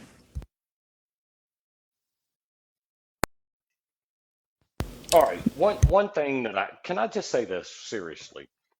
Let's stop labeling the other side as horrible and terrible. Let's stop labeling the other side how we perceive them. Just listen to understand. But I just wanted to say something about the January 6th committee. Nancy Pelosi went to Kevin McCarthy and asked him to agree to having like a 911 style committee where they had full subpoena power, they had law enforcement, that kind of thing. And Kevin McCarthy wouldn't agree to that. Okay. That's when it went to this, committee with Liz Cheney, Adam Kinzinger, representative from Mississippi, and all that other stuff. So it wasn't all these people. Mother Dragons keep saying that. I think she's implying that somehow this was an inside thing, and we talked a lot about Ray Epps. All these people that's going on TV. They never testified under oath before the January 6th committee. None of them. They wasn't dissuaded from that. Mike Pence wouldn't even do it.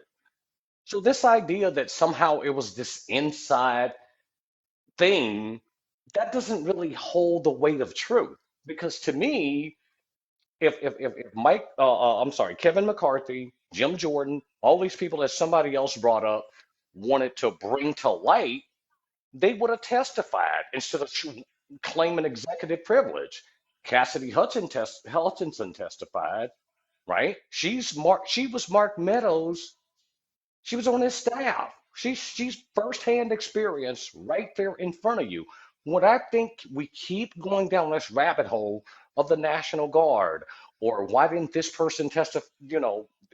We keep trying to deflect away from why did this happen in the first place? We've It has answered nothing to that. do. T-Mac, It has we've answered nothing to that. do. Hold on, MOD. Just wrap No, it you up, dude. haven't. It has nothing to do with the response to the riot. What I'm trying to understand, right, is why that riot happened in the first place. I just told you why it All happened this in other the first place. No, you didn't. At the beginning of this podcast, when he was asking me questions, I went over this in length about. Yeah, and I We did, listened to T-Mac. Maybe you, you missed and it, but we did no, go no, over no, it. no, no, no. So why I did was it on my happen? way. Why did I it was happen? on my way home from work, and MOD. I listened to you the entire time in my Okay, car. so what did I say that it was did I imply that it was an inside job? Did I Because say you that? jump from Tell us why one it happened. topic. Did I Hold say? on. Snuffle, hold on. They're Did I say conversing. that it was They're an conversing. inside Go job? ahead, T-Mac. Answer the question. I never stated Let it me was an answer. inside job either. An You inside job would you imply that make Donald the Trump was trying to overthrow the election. see That's an inside job. once again, MOD Khaleesi, you make these implications and I then didn't you imply. pivot to That's the way you something else. took it. No, that's not I the didn't way I imply took that. it. No, I didn't. It happened. Why do you think I the never Then implied. why did you why? bring Snuffle, up let Ray them. Epps? This is between T-Mac and MOD. Go ahead, T-Mac. Yeah, I Then why did never. you bring? So T-Mac, I'm sorry that you thought that I implied that it was an inside job. I said for one Then that why did you bring up Ray Epps? Why did I Why? bring up Ray Epps? I said Because Ray Epps is suing why. Fox Why News would right you now. ask a question and then not allow me to answer it? And why are you so angry? Okay, but I'm not angry. It's just You like are. It's like you ask a No, question no, and I'm then I not. go to answer Okay. it and No, then you here, have I'll to go to like mute start and you can yelling. keep yakking. I'll go So to then why ask mute me a question? Don't ask a question. because then. you never answer a Because I question. can't because you keep talking. Can I say one thing, please, before I Okay, gotta I'm go? quiet Can I right answer now his and you're still question, talking. please? So the Okay, reason, hold on, yeah. Ginger. Let's let MOD respond, and then we'll go to Ginger. Go ahead. Thank you, So T-Mac. I never Yeah, stated thank that you. Ray Thank that there you. what Thank you. fuck me. Yeah, okay. So I never said that Ray Epps, that it was an inside job with Ray Epps. What I did find is I had more questions about why Ray Epps was not questioned about his actions on January 6th, seeming though that he was an agitator and he should have been charged. And so my questions were is why was he not questioned the way that he was? And what reason was that for? And it could have been a myriad of reasons. It could have been that he did work for the FBI, right? And he was simply there on a recon mission because they did have intelligence that some bad actors were going to be there. That is completely plausible. He just happened to get cut off by the media Emily, and can had you to answer the let me question? finish. Why Let me do you finish. think it happened? That does Why do not you think it happened? imply an inside job. You That can would imply imply the the whole thing. FBI doing a clandestine mission, right, to find out who and what was planning a coup d'etat against President Trump. That's all I was trying to imply, is that he could have actually absolutely worked for the FBI and not that he was trying to get there to overturn the election. That's not what I was saying. He could have just been a person there planted, to watch the crowd, to get to Okay, got people it. that So why do actually you go think into it. January There are 6th happened? people there are FBI agents that would infiltrate a crowd to see if someone is trying to stage a coup against the government. That's completely plausible. Why Okay, would you that's a think good that I'm point. thinking that Ray Epps was a plant there by the FBI to throw off Trump? Because you're No, making a I lot of never stated insinuations. that. Because Never you said By the answered way, why do you MOD, think it just happened? that's insane. just for the record, guys, she didn't bring Ray Epps. The comment section did, and I brought it up to her. Just for the record. Answer the question, why do you think January 6th happened? Why do I think January 6th happened? I think that people believed that the election was stolen, but they had a right to peacefully protest. I do also believe that people thought that it was stolen and they should take their country back because it became a tyrannical government.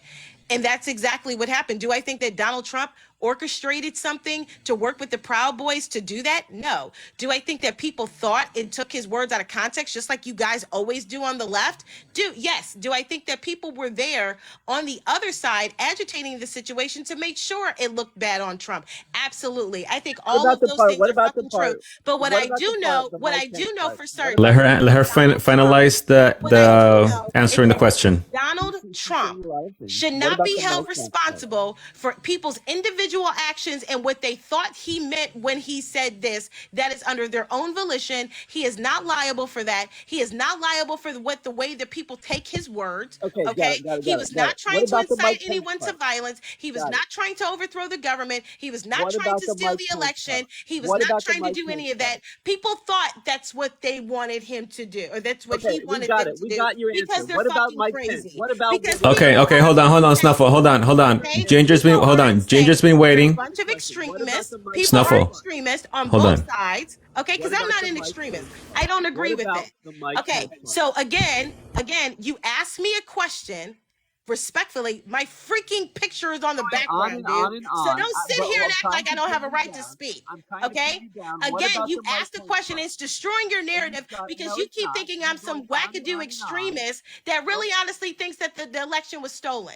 And for your sake, Steph, I will never tell you what my personal sentiments are because they're none of your goddamn business. Because I don't trust anybody on the left. I don't. All right. Let's move on. Hold on. Let's take a little break. Like, you guys think I'm some sort of extremist, and you're wrong. You keep trying to paint me that way, but I'm not. I don't think that. Yeah, Snuffle, in all fairness, you did call us that earlier on. Hold on. Ginger, you wanted to say something. Go ahead, Ginger. You have the floor. Thank you. Snuffle, you did ask her like 3 questions, so she was answering. I'll go back to you, Snuffles. Go ahead, Ginger.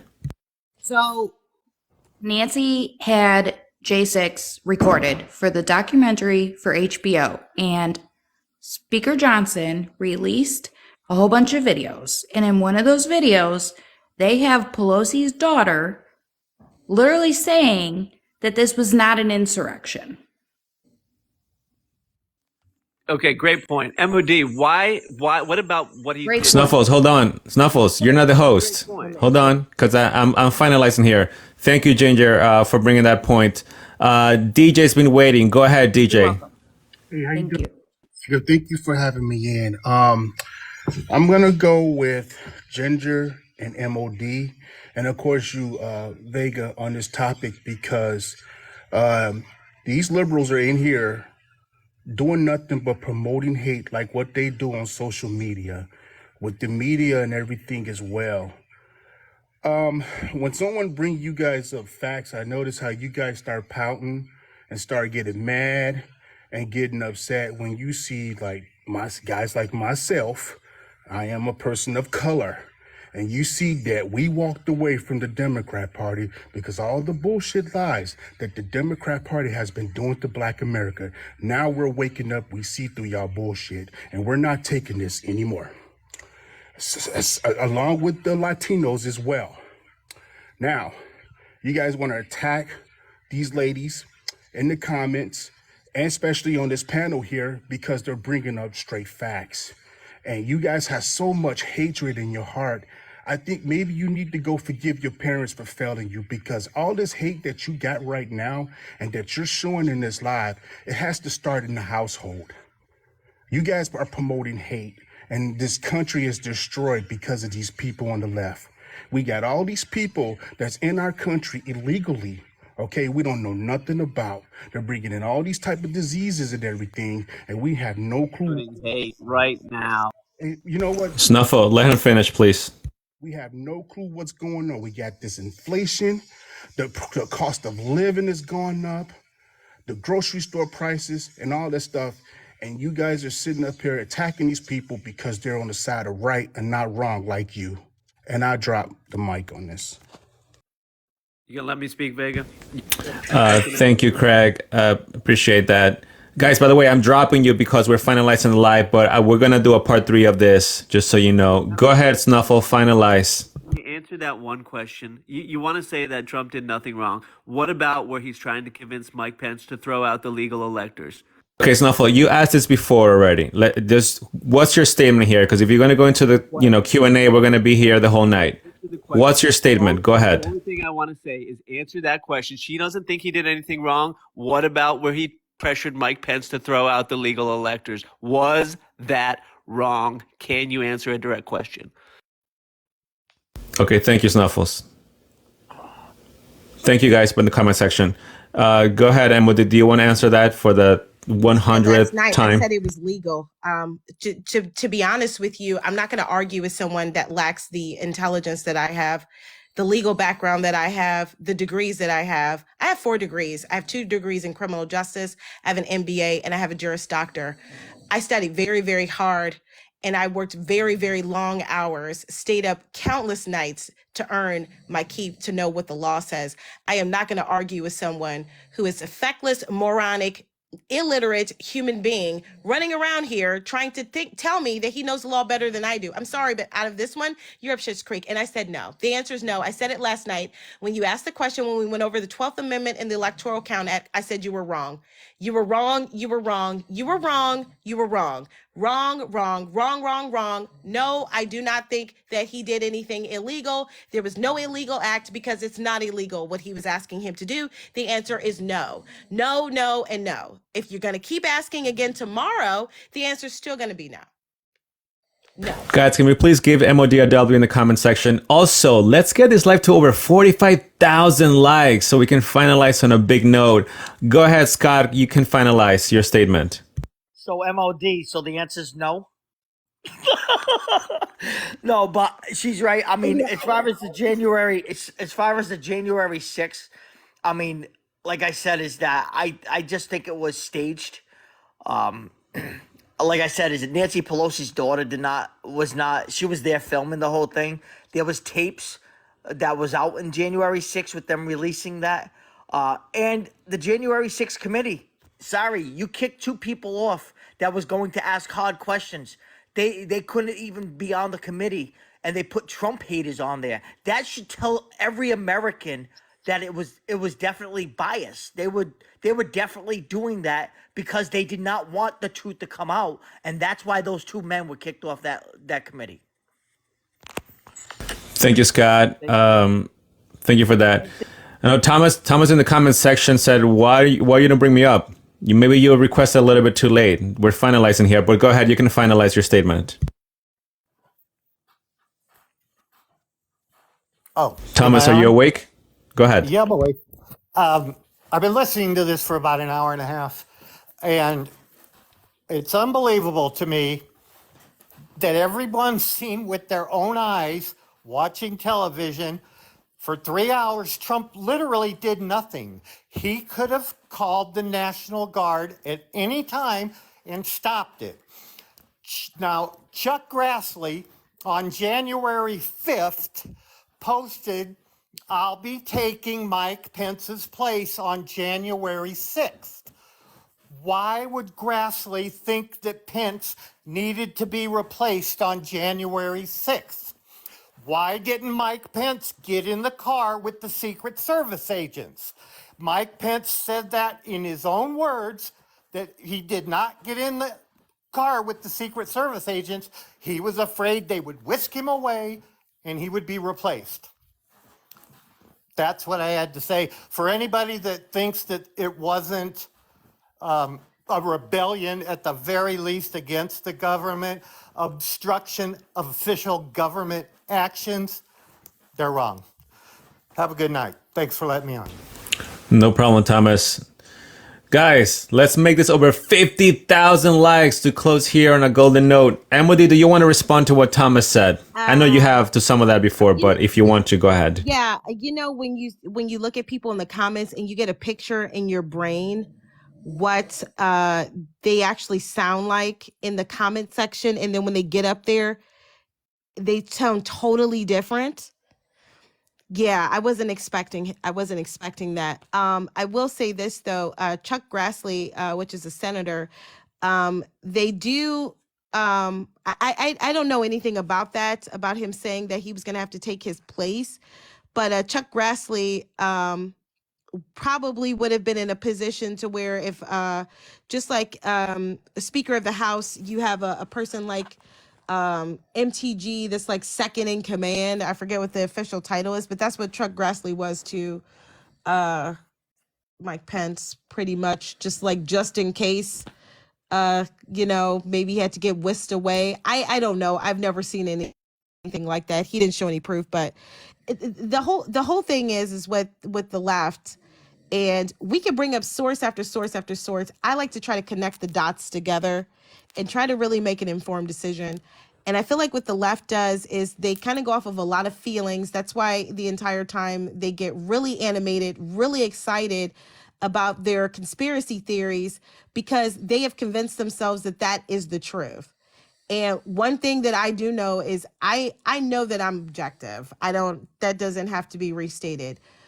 I will go and do my research. I read full reports. I don't just sit there and not do it. I can source report after report after report.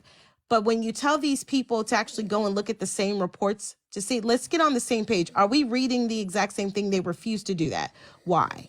Then you want me to watch a edited video that someone in Hollywood made as proof of something. That's just like tantamount to me watching the Cleopatra series on Netflix. It's going to be a bunch of lies and a bunch of narratives being pushed, truncated into whatever they feel is the narrative that should be pushed. No, I'm going to actually go and look at reports. I'm going to look at words. I'm not going to look at edited video footage. If to prosecute someone properly, I'm not going to go to a CNN article of video. I'm going to go directly to CNN and say, I need the unedited video. I can't show a jury an edited video of something and they have more questions than answers. We'll be there all night every time the jury comes out to ask a question to clarify evidence. That's not what you do. You actually go to the unedited footage. You actually look at it. You look at it objectively. You read the reports behind it. You actually do some research, and not someone else have they do their own research, present it to you, and you believe it. That's not what I'm doing here. I'm looking at the reports from the people that are written. I'm looking at the evidence as it is raw, real data. Take the time out. There's 24 hours in your day. Read these reports that I'm talking about. Read Stephen Sun's report. Read Kash Patel's report. Not his report. I'm sorry, his hearing. Look at the reports from Stephen Sun. Look at the reports from Colonel Earl Matthews. Look at all these reports that I'm telling you and make your own educated decision. Take 15, 20 minutes out of your day, curl up, get on your computer and actually read the 36-page report. And then come back and tell me if you still believe that Trump was trying to stage a coup d'etat against the Congress. MOD, I'm pretty sure that most of these individuals didn't read those reports. No, they didn't. And we can see by Snuffle playing the edited documentary. By the way, I've got a lot of liberals coming to the live showing documentaries, and they really believe everything the documentary says, when you can clearly see it's heavily edited. And the way they narrate the whole story and everything. Even that clip that he showed, you saw that where they said, and all of a sudden, they breached. They don't show the exact moment how it happened. They just show when they just, already in there. And it's not clear, but they can manipulate it and heavily edit it and makes you believe that, oh, shoot, they are the bad guys, Absolutely. Yeah. And heavily edit in a way where they put that and then they put Trump, right, 5 seconds prior saying, we're going to go to the Capitol, and then boom, they breached, and then you sort of believe like, hey, Trump did it. Yeah. For sure. But that's why the mainstream media has a lot of power, and it's important that we have these platforms to be able to reply to that. By the way, MOD, as Nuff in the comments section said, y'all know MOD would never come to a left or neutral live because she needs the host to protect her lies. What's up with Snuffles? Why is he so sour like this? I have no idea. He doesn't have anybody in his life, apparently. Get a dog or something, bro. So I do host my lives. I like hosting my lives because I don't like other platforms because they get out of control sometimes. Yours is perfectly fine. And I'll be honest about that. Like I go into leftist lives, and there's a lot of like over talking and screaming and yelling. and I'm kind of a little tired of it. So I like to host my own lives where I can. I'm a control freak. I'll be the first one to say that. I like having my own space where I can control the boxes, but not the narrative, because I have mods that are left leaning, I have mods that are moderate, and I have right leaning mods. And they are all protected in my space. I have 2 left-leaning people in my. One of them is one of my best friends on here. His name is Jesse. He's like one of my best friends. He's on the left, or he's a liberal. And RTP, I love him. I love that guy. I think he's awesome. I think he's a great debater. He comes on my lives a little bit more frequently now. So we have really good debates. We have spirited debates, but it's all love and respect. We talk over each other, but we don't insult each other. And we protect each other's spaces. If I was to go on his live, I know that he would protect me in his space, just like he's welcome and protected in my space. And I think that Snuffles doesn't understand the meaning of being able to disagree with people without being angry and having vitriol at somebody. You can absolutely disagree with them. Or calling you an extremist. Yeah, but we're not extremists. Like, that's what I'm saying. I can respect anybody that has a difference of opinion as long as you're respectful to me. And Snuffles he doesn't show any respect, so therefore I don't give it. I just match energy. No, it makes sense. And I appreciate you coming here. You put me to work. I'm sorry. Jeez. No, you're good. You're good. I enjoy it. You know, I was thinking of taking off on Friday. Okay. Do you want to come back on Friday to do part 3 of this? I do want to ask you about Colonel. Are you available? Yeah, Fridays are fine for me. Yep. Awesome. Yeah, because I want to go over Colonel Matthews. I know we didn't really get into it that much. We got into the other report, but I want to, if you can break it down for us, being that you read the report and everything. Yep, I'll have to go over it again. I'll go over my little notes because I made little notes on there because I'm a little control freak, like I said. So. Oh no, no worries. Yeah. So what I'll probably do is do a similar thing as we did tonight, where we'll just have a 1 hour discussion, and then we can maybe try to open the live, maybe an hour and a half after that. Thank you to Jen. She said MOD and Vega W. So thank you for that. Yeah. So we'll do that, guys. So January 6th, part 3 with special guest MOD this Friday. Do you want to do 4 p.m. Pacific, 7 p.m. Eastern like tonight? Yeah, that's perfect. So it'd be Okay. 7 my time. Yep, that's fine. Yep, 7 p.m. her time, 4 p.m. my time is scheduled, guys. We'll do January 6th, part 3. We're going to go over the Colonel's Matthew report, and then you guys are welcome to join again. Those that came to the panel, you're welcome to come back. I know there's some people requesting. I'm not going to accept because I'm ending the live now, but you're welcome to come back on Friday. Tomorrow, I have a special guest, Mary. She joined earlier. She's a Cuban American, and we'll be trying to talk to socialists tomorrow. To see, yeah, that's going to be very interesting, guys. I will pay $500 to any socialist that can prove to us that socialism works. What do you think, MOD? That is free. MOD, you're welcome to come by tomorrow, by the way, if you have time. Definitely coming to see that. Yeah, and Mary's very excited about it, and she's going to be, you know how she is, MOD. You know how she is already. Yeah, I can't wait to see that. I will. Yeah. So yeah, $500, guys. You can win $500 tomorrow if you're a socialist, and you can prove to us that socialism works. And this will be, it will be sometime after 4 p.m. Pacific, 7 p.m. Eastern, around that area. 4 or 5 Pacific, 7 to 8 p.m. Eastern. So just follow me and keep track of my channel, or you can hit that bell icon, the notification icon, to get notified once I go live. MOD, thank you so much again. I really appreciate you. No problem. Thank you so much. I really appreciate you for having I'll see you Friday. All right. See you then. Have a good one. Bye-bye. Bye. See you guys.